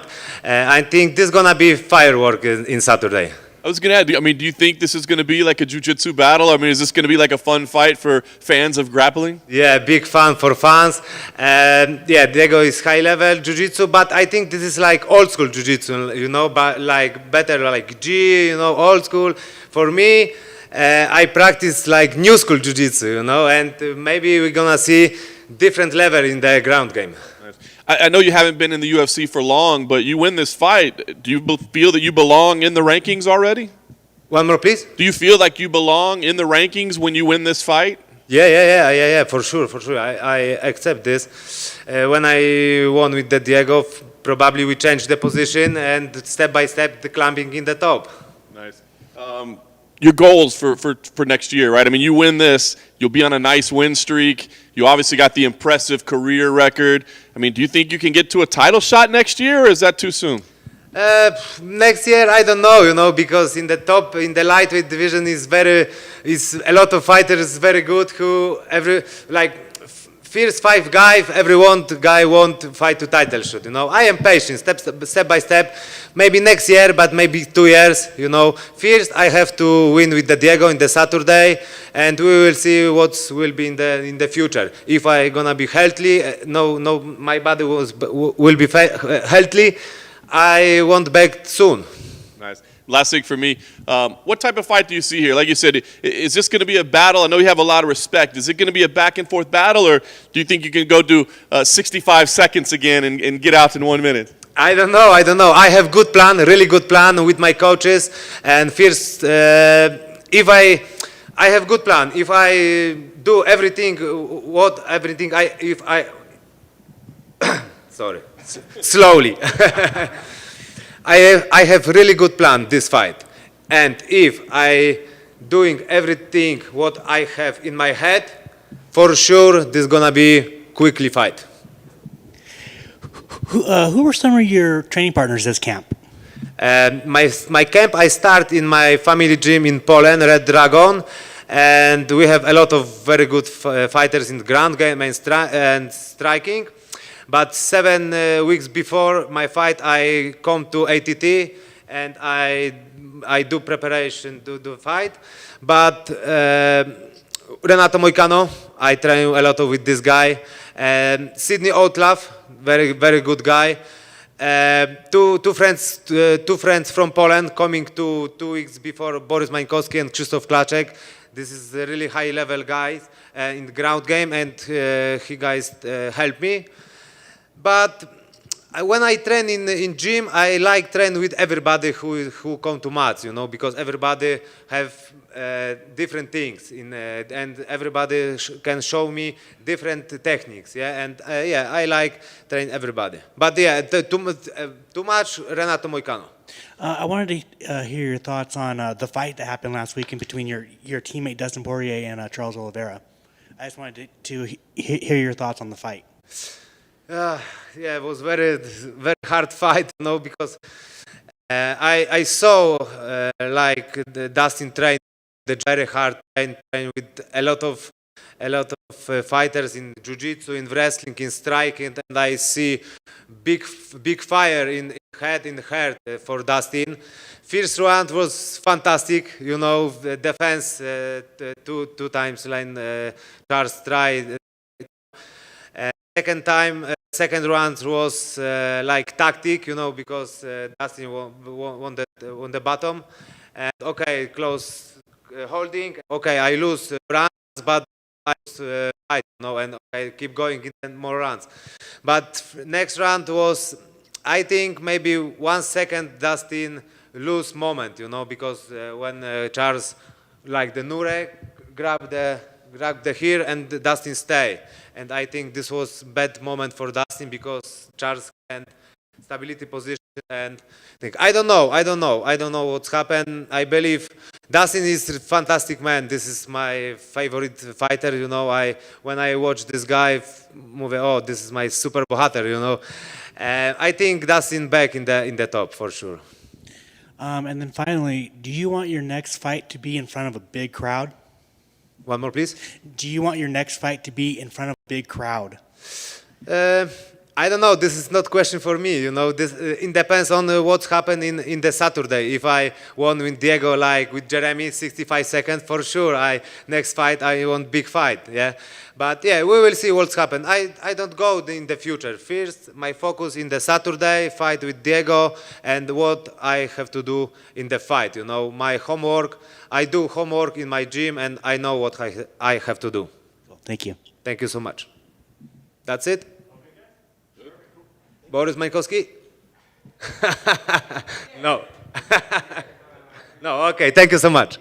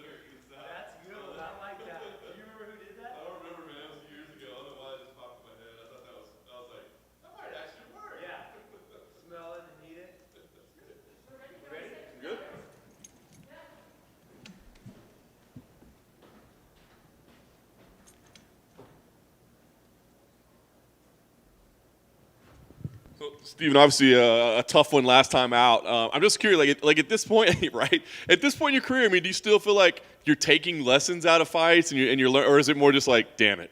Always, man. I'm always learning something. You know, obviously I was disappointed in my last fight. I didn't expect to go that way of somebody just holding me there. I've never lost a fight that way, to be honest with you. And in the first round, I was like, please tell me this guy's not going to do this the whole time. And, of course, talking with those guys afterwards, they're like, that was the only way to beat you. So, you know, I'm excited about this fight coming up because it's, you know, I wanted to get that fight back with Burns, obviously, but what better guy to do it than Belal Muhammad? Because he's fairly similar. He's got some similar stuff. He's not afraid to shoot. He's not afraid to strike with you. So that's what makes this fight for me really exciting against Belal. When you look at Belal, I mean, is there anything that he does in particular? I mean, he's kind of a really well-rounded guy, right? But is there anything that he does that's like, oh, we haven't seen much of that, or that could be especially challenging? He's tough, man. Like, he's good everywhere, obviously. It's like preparing for Rory McDonald all over again. But he's just tough, dude. He'll come forward. It's like a Rory McDonald had merged with Vicente Luque. You know, just hard ahead. Hope I don't break my hands in this fight, but this excites me, man. It really does. I don't know if it's the loss I had or my camp that I went, you know, going up to this fight has just been fun. Yeah. You know, I woke up in the morning, I'm like, man, I'm excited to go train this morning. And it's been a little while since I've actually felt that. I don't know why that is. Well, I was going to ask you about that because, I mean, like, obviously we know about your UFC career, but obviously your combat sports career dates back, 20-something years. So, I mean, do you get complacent? It's not like, is it hard to, like, be present and think about, where you stand in your career and that sort of thing? At this point, no, but I've had camps in the past, like you have days. You got good days. You got, man, today's just, like, not a good day. And I think maybe some fighters may have camps like that. I've felt that way sometimes in camps where it's just like, man, I got to get up and train this morning, blah. But then there are camps where I'm just like, dude, I'm excited. Let's go. Let's make this happen. And, yeah, man, so I guess you got your good camps and your bad camps, and this feels like a good one to me. So I'm just excited to be here and to fight against somebody like Belal. Belal's an honorable guy. I love that guy. I mentioned this before. I was supposed to be on a podcast of his not too long ago. This is before I think I had agreed to fight, but we had some Wi-Fi malfunction. I wasn't able to do it, so I'm like always apologizing. I'm sorry, man. We'll make it happen. Maybe after the fight or something. But it's going to be a fun fight for sure. And not only that, to end 2021 like I did 2020. You know what I'm saying? So I was the last fight of 2020, and to be the last co-main event of 2021 is just awesome. What are camps like for you, right? Because like everybody, when they face you, you're like the most difficult guy to get ready for. They gotta, bring in special people and change things that they do because of your style. What about for you? Like, do you look at people's style and have to change things, or is it more just like go practice being you? Yeah, practice being me. That's what I think about. My last fight, it was funny how you can manifest stuff, right? Listening to Dustin Poirier's post-fight conference about how he was just worried about Oliveira taking his back and choking him out. And look what happened. For my last camp, I was like, man, I can't let this guy take me down. Well, look what happened.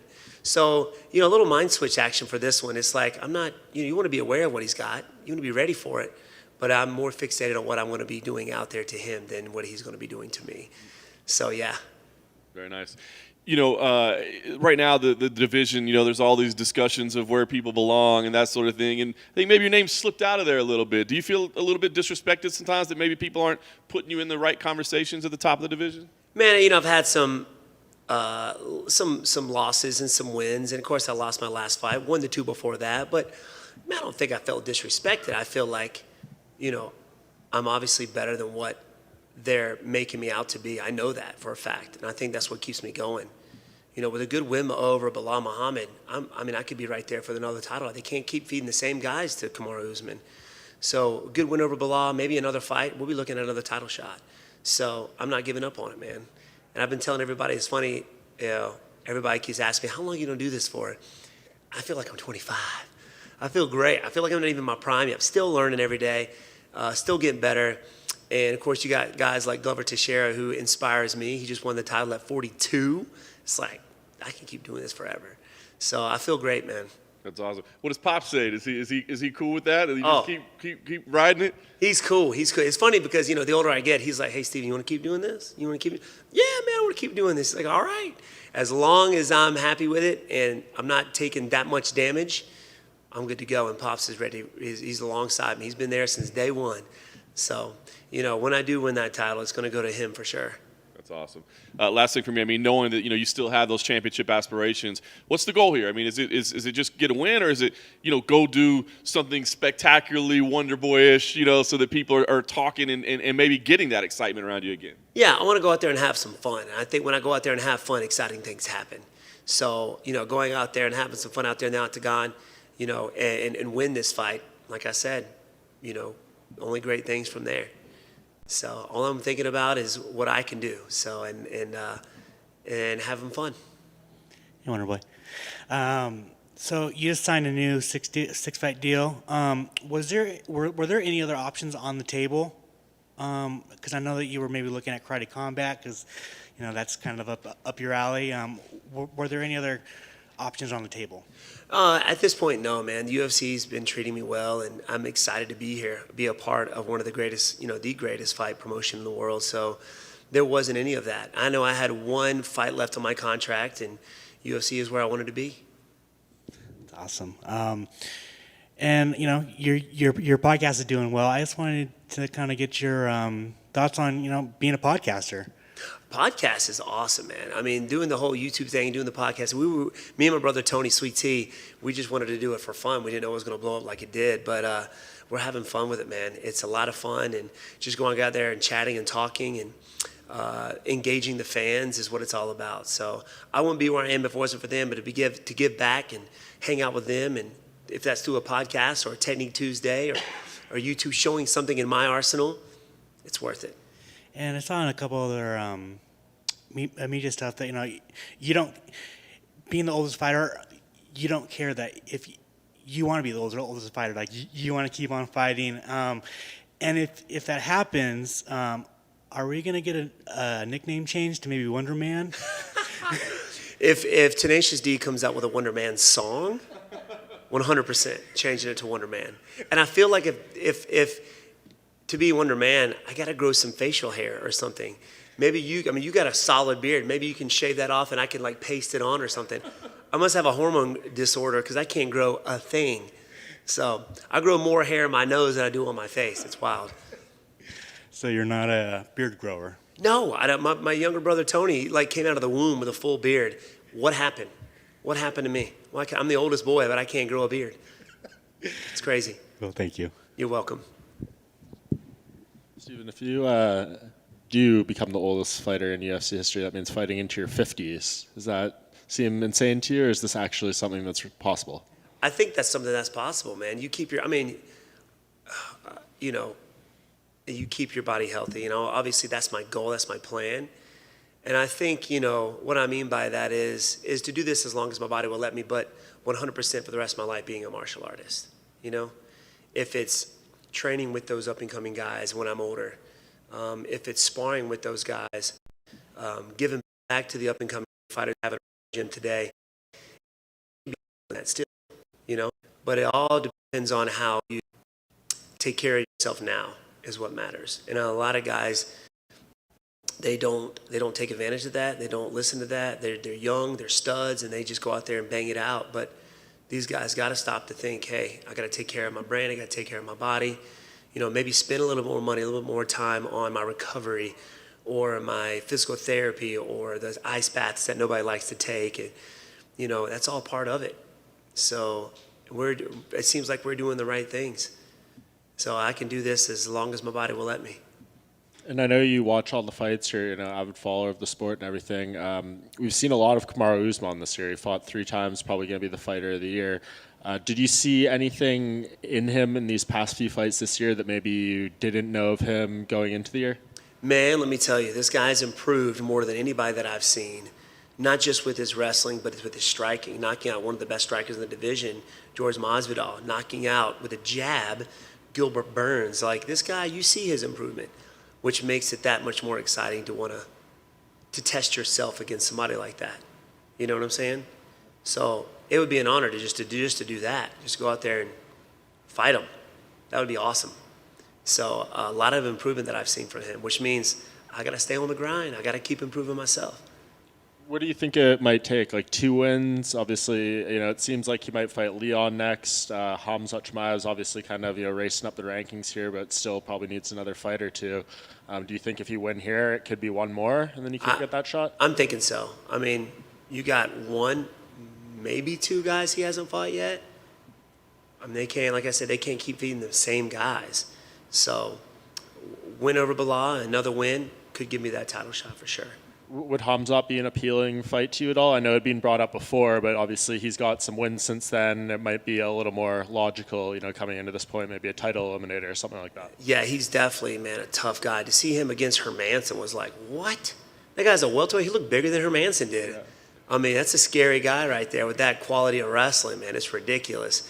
So, I mean, at some point in time, we'll probably be facing each other. Yeah, for sure. That's along with a lot of these up-and-coming guys. You got Sean Brady right there with him. So I could be facing any one of those guys. Those 2 would be a great fight too. But I could see myself facing those guys for sure in the future. Awesome. Thank you for the time. Anytime, guys. We good to go? Yeah. You want me to keep this on? Or just... Okay. Sweet. Thanks, guys.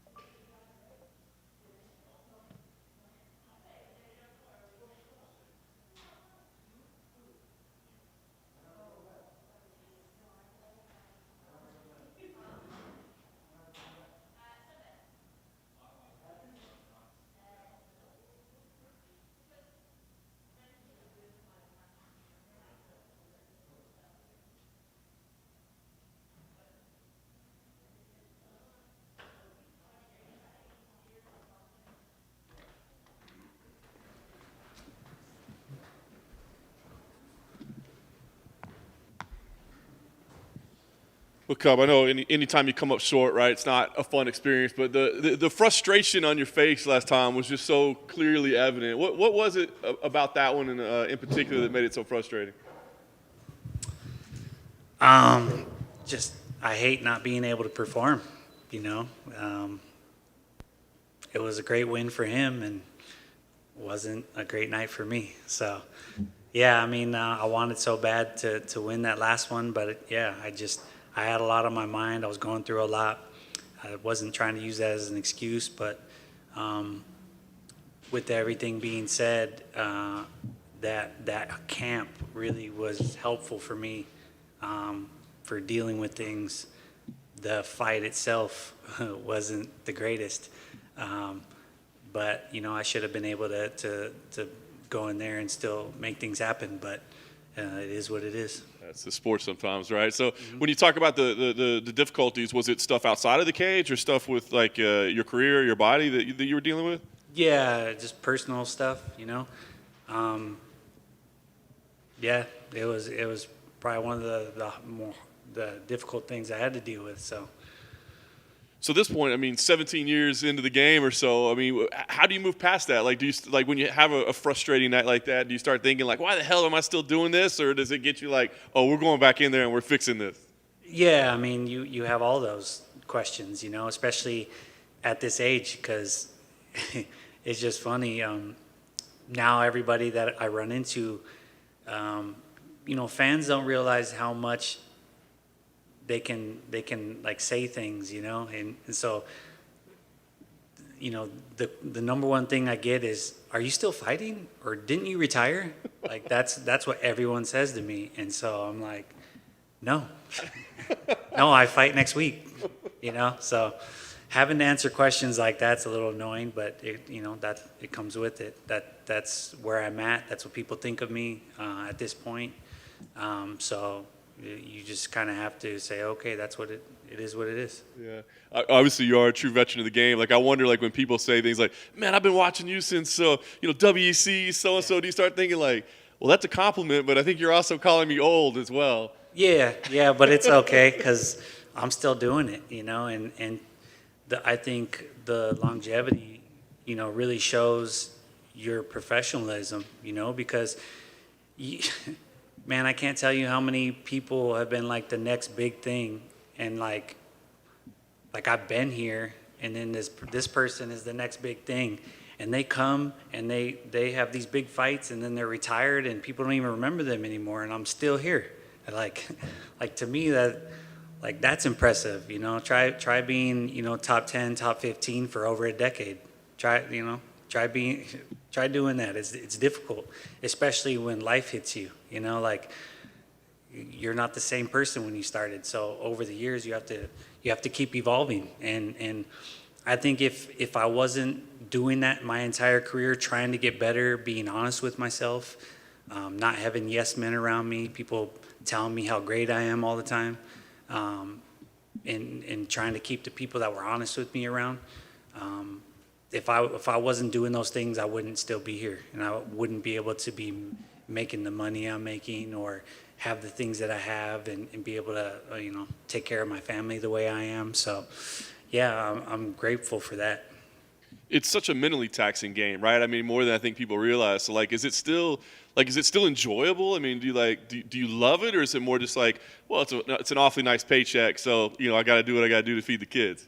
No, it kind of comes in different ways. It depends, you know, where you're at.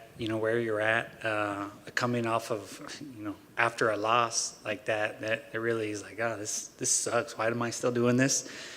But then, you know, you got to remember the good times and the possibilities, and that, hey, you know what, everybody goes through this, and you know, it's important to learn how to lose and be able to learn from it and not be bitter. There's been many times where I lost and was bitter, and I think you know, you gotta learn to get over that and learn from everything and say, okay, how could I be better as a fighter, as a human? Yeah. I was kind of surprised to see you on this card, like fighting around the holidays, being a family guy. Was that a tough decision to make, like whether it was worth it to be in a fight camp around the holidays and that sort of thing? I was supposed to fight in October. That was the time frame we were looking for. Then there was no matchups that were happening, and that the Elkins possibility was there. But I think he had just fought, so they told me it was going to be December, and I wasn't really thrilled about it. Initially, because I had agreed to do some military thing, and I was going to get to go to some cool places I was excited about, and so I had to cancel that and agree to do this fight. But I'm not always worried about fighting too close to the holidays, as long as I fight before Christmas, and and then I get to spend the holidays with some money in the account, and I get to eat the good food. I'm much more willing to give up Thanksgiving food for Christmas food. I like it. That may be an unpopular opinion, but yeah, hot opinion there. The fight with Elkins, is this one that excites you? I mean, obviously these young up and comers, it's great, right? But I mean, you've seen Elkins' body of work, right? I gotta think there's probably something inside you that's like, this is gonna be fun. Yeah, I mean, I think we've come close to fighting for a while. We've asked for it for a long time, and it just never really happened. I don't think Sean ever wanted this fight really to happen either. Just like a clash of styles. I think they know my style. They want me in exciting fights, and but yeah, I think it's a great matchup, especially at this point in my career, his career. I think his striking has gotten a lot better, and I feel like my wrestling has gotten better, and I'm excited about it. And yeah, like you said, after fighting a couple of youngsters just trying to take, make a name off of me, it's nice to get somebody gritty, veteran that's like still here, we're still doing it, let's get it. Yeah. Do you have to go in there with a certain mindset? Because as you said, I mean, I think you're going to be the better striker, of course, but the dude just doesn't go away, right? I mean, is there something that you have to keep within yourself to maybe not overexert yourself, maybe not get frustrated? Is that like a special mindset for a guy like that? Yeah, I think that's why he's gotten a lot of wins, is people jump the gun. I think that I've said it to my camp, or to everyone in my camp the whole time, like, I need to stay composed, remind me, I'm going to hurt him. That's inevitable.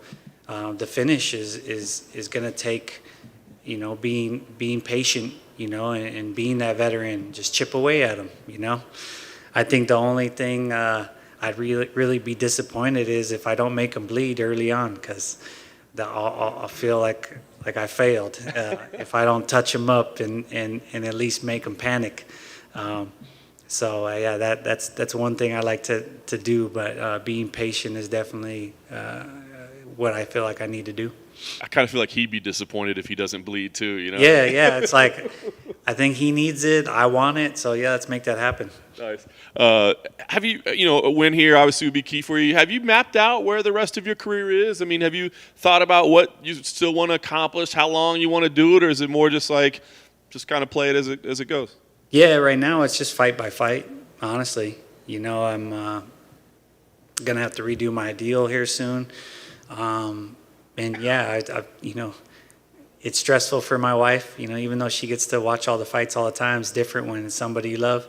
But yeah, I wanted my kids to be able to remember me fighting, and that's been important for me. I want them to have memories. I didn't want them to hear stories about me and not have remembered those. So it's been important for me, and they're actually going to be at the fights. So I'm excited about that, and yeah, so I want to just keep making memories, keep trying to be the best version of myself, and I definitely know I'm not going to be fighting forever. I definitely know I'm on the later part of my career, but I still feel good, and as long as I'm performing well, then it's still going to be an option. That's awesome. And last thing for me, I guess, especially knowing that your kids are going to be there, does that mean you're coming out to the SpongeBob rap again, or I'm assuming that was a nod to the kids, right? Yeah. So they actually get hyped off of that song. So they asked me if I wanted to change it, and I almost did, but this is the first time this will be my third fight with that song. I've never kept a song in my career. I've always had like a new song for every fight camp to kind of like, give me a theme song for every camp, and I used it as mental preparation. So this has been different for me, but yeah, that when I hear it, it makes me smile. So. It's a way cooler song than it has any right to be honest with you. It's a guilty pleasure. Yeah, it's good. It's like, dang, this is a SpongeBob song. It's good. Hey, Cub. The 5-year anniversary of your fight of the year with Doo Ho Choi just passed. I just wanted you to kind of reflect on that fight. Yeah, it was a great fight. There were so many people there. It was the biggest crowd I fought in front of. It was the loudest crowd I fought in front of. It was a special night. It was one of the most nervous I've been before a fight. I just remember, honestly, I remember being backstage, and it was Tim Kennedy, me, Cowboy, Landon Venata. We were all from the same camp, and just the pressure in that room was crazy. Like it probably would have been better if I was in a different room, because we were all warming up at the same time. We all had hard fights, and just that pressure, man, was crazy. And I remember just going out there and just at some point it turned into a crazy scrap, and then I remember after the fight, that's probably something I don't talk about enough, but I remember walking out of the octagon and every single person backstage was just staring at me like I've never had that, where I come out of a fight and everyone's just looking at you like I don't know if they're terrified or shocked, or it was weird. And I got that from everybody for like 2 weeks. People were just like staring at me, and yeah, so I was like, why are people staring at me? I thought I had like blood all over my face or something. So it was a unique experience, and I definitely treasure that fight for many, many reasons. And I just wanted your thoughts on the fight that happened last weekend with Charles Oliveira and Dustin Poirier. Mm-hmm. Just kind of your thoughts on the fight. I mean, Charles Oliveira just keeps doing his thing, man.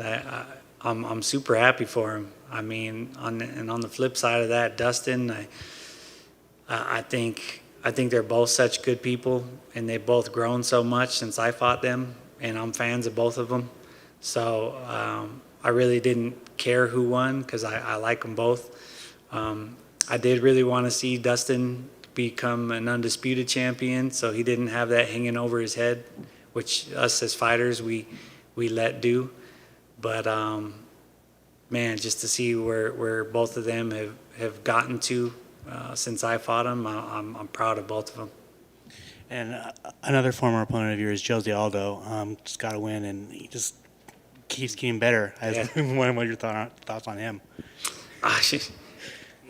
He makes me proud too. I'm like, man, what a trooper. I mean, and that guy's still getting into wars. It's like, man, just seeing him drop down to 135 and kind of spark some new life into his career.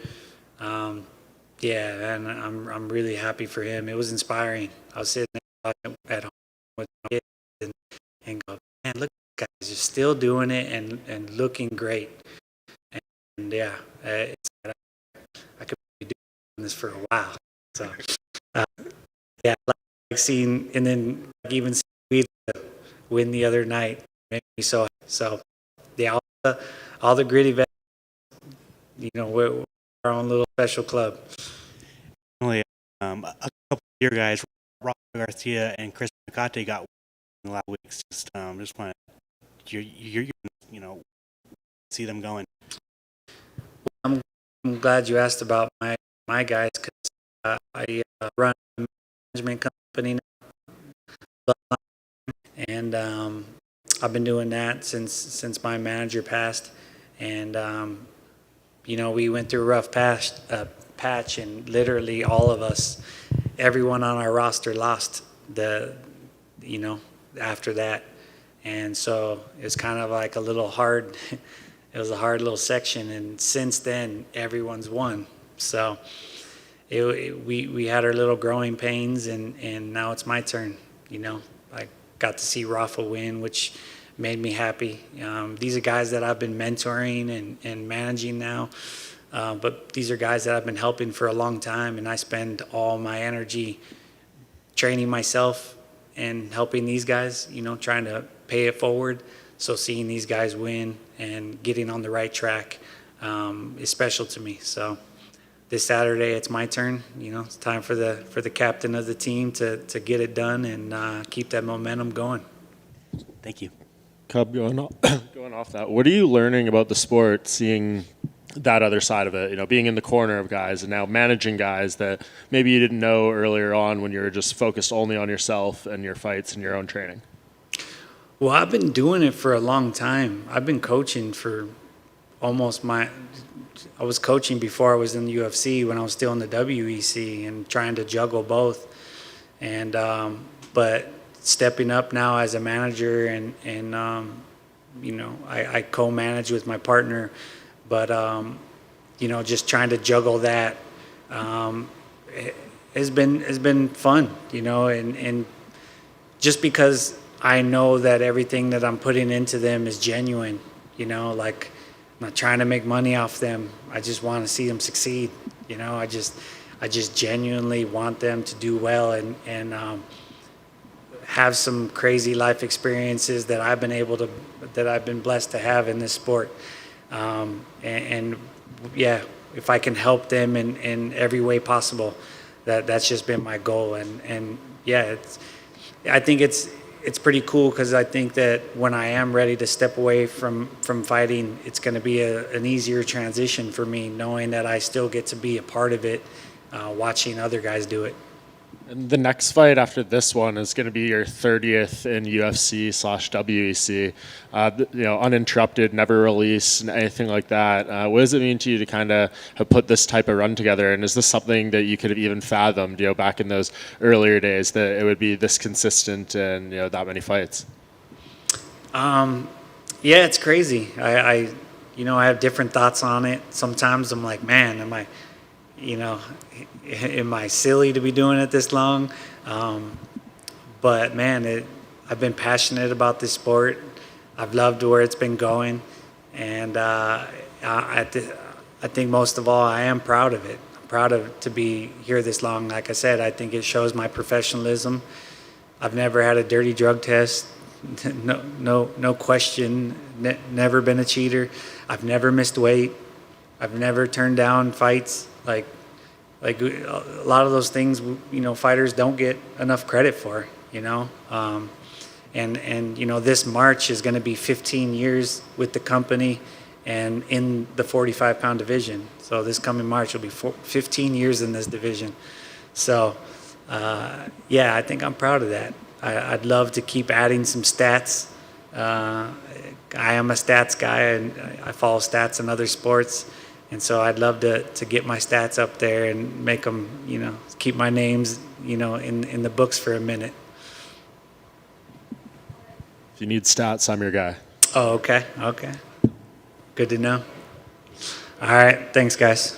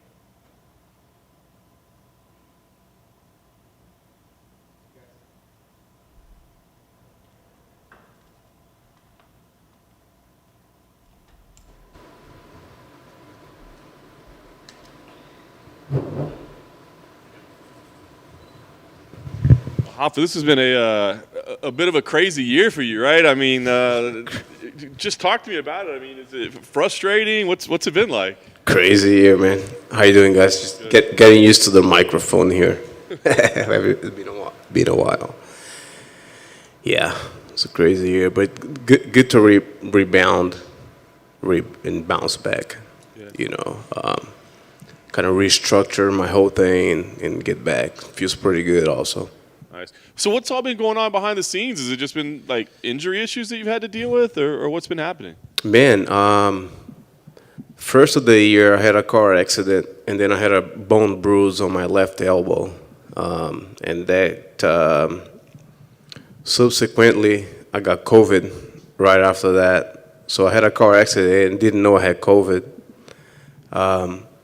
And that kind of just balled up into my postponement of my February 27th fight, which was then booked later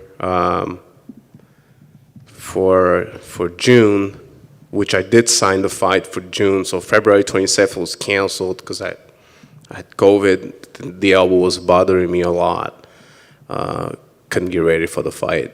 And then re-signed the fight for June with a different opponent, which was Kyler Phillips. Supposed to fight Kyler. Tore bicep, so I had an injury in training camp. You know, just too long of a training camp. Just, oh man, that's all I can remember. Anyways, it's just too long. You know, it's March, April, and you know, it's just overtraining and trying to get in shape back from February 27th fight that was scheduled, and then unfortunately I had the injury, so I operated a week after, and here we are.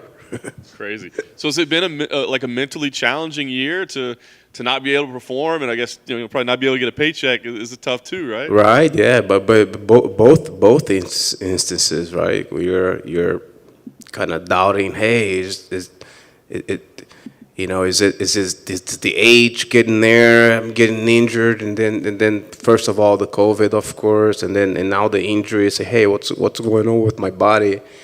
But the positive thing is that I was mentioning in another interview that I was able to heal this thing record time, which is pretty unheard of for at 39 years old, for a full bicep tear. They had to regraft the muscle and attach it through the radius to the bone, and I don't know, man, it kind of gave me an extra motivation there. So I called my manager. I was like, hey, man, let me be part of the last UFC of the year, because by then I'll be cleared. So it's kind of almost like a multi-simultaneous type of scenario, which I'm getting released from surgery, then strength and get the strength back in the arm, because I couldn't pick up a bottle. Yeah, it was.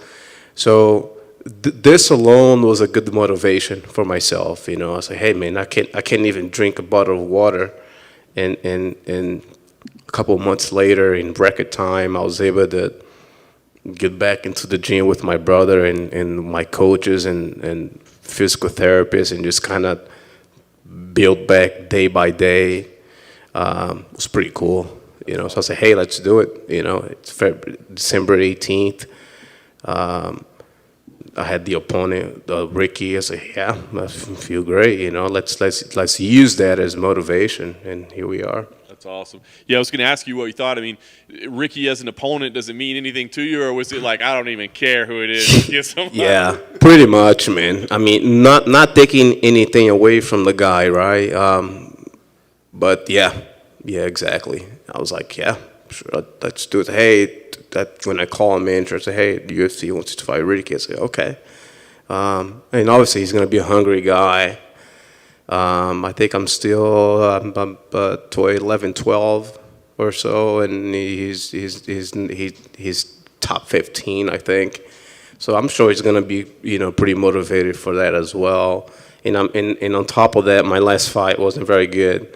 So they probably look at that, okay, yeah, I'll fight this guy, you know, and so I take that into consideration. You know, I'm pretty realistic to what's going on in the horizon, right? So I'm like, okay, let's use that as motivation as well. You know, let him, you know, bring his thing, and I'm gonna be well prepared. Does this feel like a big moment for you? I don't know, like, 'cause like, as you said, you know, you've been doing it a while, you've been around for a while, you know, you've had a couple setbacks, but at the same time, it feels like you're just excited to be back in there. But does this feel like an important moment in your career? Yeah, it does feel like, well, it feels like every moment is an important moment, because if I compare what I'm feeling now to the fight before, and then the fight before, and then the fight that got me close to a title shot a couple of years back, it kind of feels the same. It's just now just a mental aspect. Just previous interview today, I've been noticing a lot of people are asking, "Hey man, how's the mental state?" And it almost feels like the mental side of the aspect of the fight game. It's kind of new, because I can see now. Obviously, I'm a little bit older now, so I'm a little bit wiser. So I can see how the mental side of things are being more relevant now to where people are paying attention, right? You see champions now having mental breakdowns, like hard to explain, but even the best in the world now, they kind of have that moment where you can see, well, I can see because of my experience, right? But I can see it's a kind of like a mental breakdown in the fight game. So what happened to me, it's normal. It's like, hey man, this is just happening to me. No, it's kind of happening to the game. You know, this is the game, because you get physically to where, you know, you peak. You get to a physical a level there with such high level physically, because we're the best fighters in the world. And then you have to equalize and manage and balance your mental side of the things as well, so you can have a good balance. So I think this is relevant now. I think this is real. So and this is what it's happening now. So it didn't just happen to me. So it kind of feels okay. All right, yeah, let's get back on the horse and make it happen. Dig it. Last thing from me, I think 17 years now, maybe at this point, I believe, somewhere in there. I mean, talk about, I guess, you know, what is the motivation right now? And you know, I mean, is this something like, oh, I got to keep doing this for a long time because I still love it? Or is it like, let's get a few more fights in, see what happens? I mean, where do you stand in your career? Yeah, you know, a few more fights out of the way. I've got 3 more fights on my contract. So it's hard to really put it in words and hard to put it in perspective. But yeah, it just feels good, you know. Like as I mentioned, I'm not bragging, by the way, but my physicality just kind of gives me a little bit of motivation. Just because of what I've been able to do, you know, get on my diet, heal from surgery, get right back in and get strong again, literally,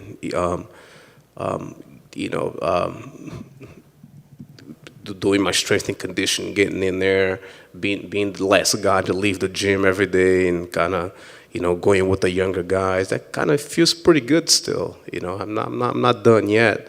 But also I want to be realistic to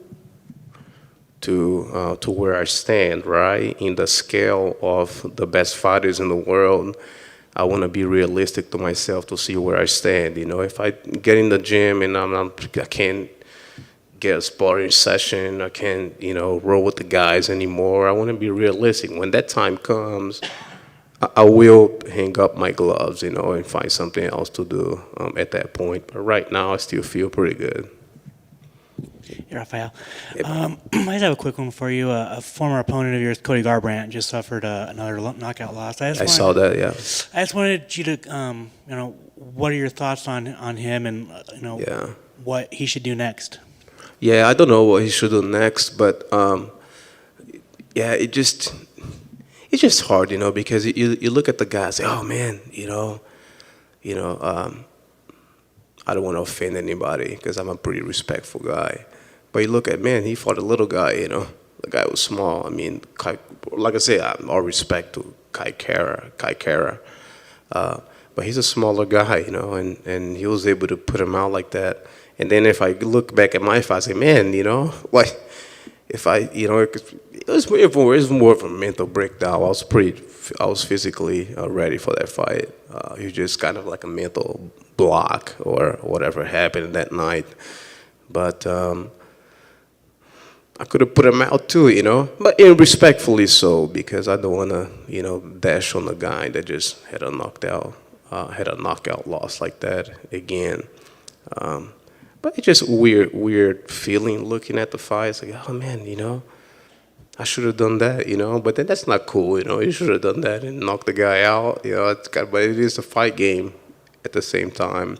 So it's just a little bit of a mixed feeling of how when I watched it, when I saw. I remember I tweeted or something. I was like, oh man, this is a crazy game or something. That's when I tweeted it out. I think that's all I did was like, wow, this is a crazy game or something like that. You know, that's what the feeling I had at the moment. Thank you. Thanks, man. Thanks, guys. Appreciate it, man.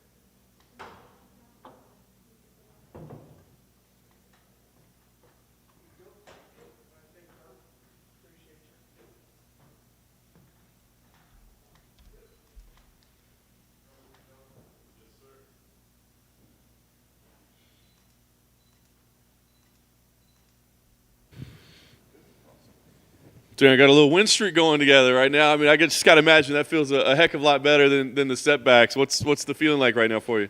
Yeah, I mean, definitely confidence is a lot higher now than it was, right? Like if you're on like a losing streak like I was, you start doubting yourself. Confidence was a little shook up. But now I feel like, okay, I'm doing the right things again. You know, I had to go back to the drawing boards a few times, but I think I kind of figured it out, and I'm fighting the best I can right now.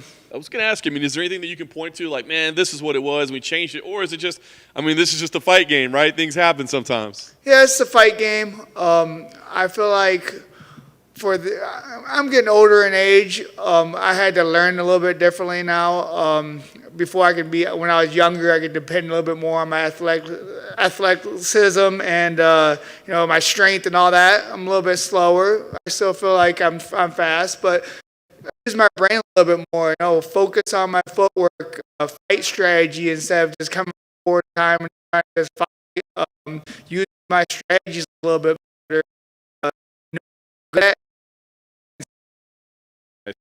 I wondered, is the one that maybe some more, maybe some, I mean, obviously, you guys have been around for a long time. Was one that excited you? This is a fight that, you know, probably could have happened a few times. You know, we've both been top 10 for a long time. We've both been in the fight game for over a decade. So we both had exciting fights. So it's somebody who I've always wanted to fight. I always thought I would fight. I didn't think I'd be fighting him this late in my career, but I'm excited about this fight. You know, we both bring it. We both put on exciting fights, and it should be like one of those Fight Night type of fights. Yeah.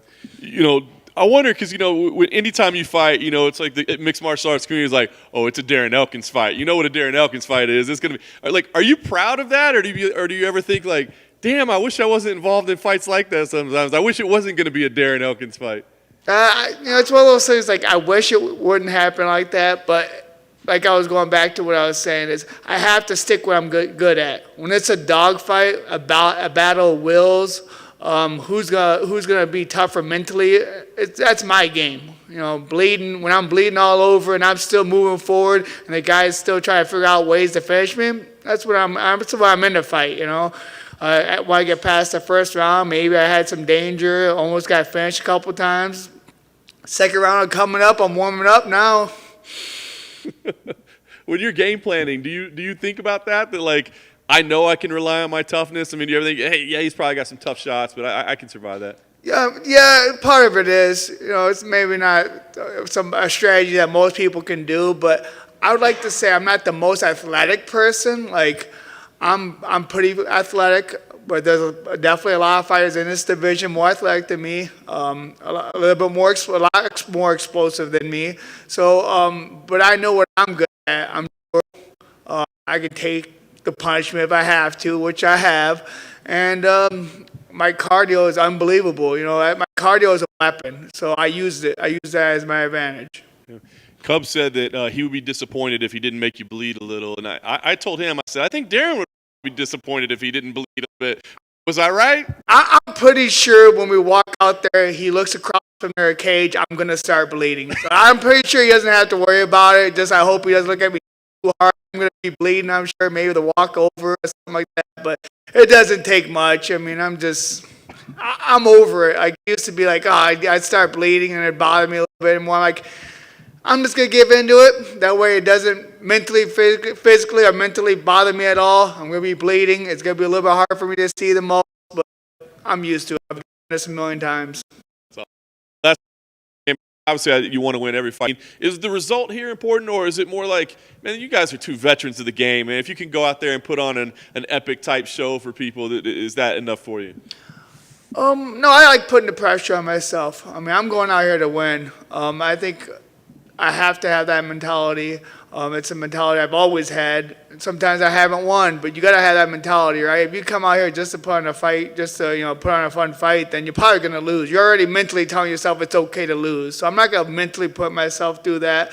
I'm going to go out there and I'm going to win this fight. Do I think it's going to be an entertaining fight? Yeah, I'm probably going to be bleeding everywhere. We're probably both going to be freaking exhausted, and it's going to be a great fight to watch, but I'm coming out with a W.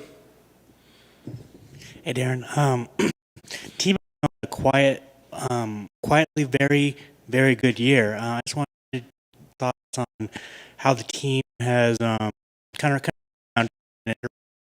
Yeah, I feel like the strategy. We've always, we've maybe ups and downs, but I feel like this year we've had a really solid year. The coaching staff's really connected more than I think before. We all on the same page. With the facility that we're at now, we have everything we need, right? We got strength and conditioning right there. We got jiu-jitsu, boxing, Muay Thai, wrestling. We got everything right there at one place. But most people can't say, right? Most people have to go to multiple gyms to get what we have. So that's a huge benefit. One of the reasons I came to Alpha Male in the beginning, because let's face it, when you're traveling for hours to go to each one, there's no recovery time. So it's less travel, more time to recover, more time to train. And I feel like everything's just coming together as that way. Thank you. Yep, no problem. We good? Thank you.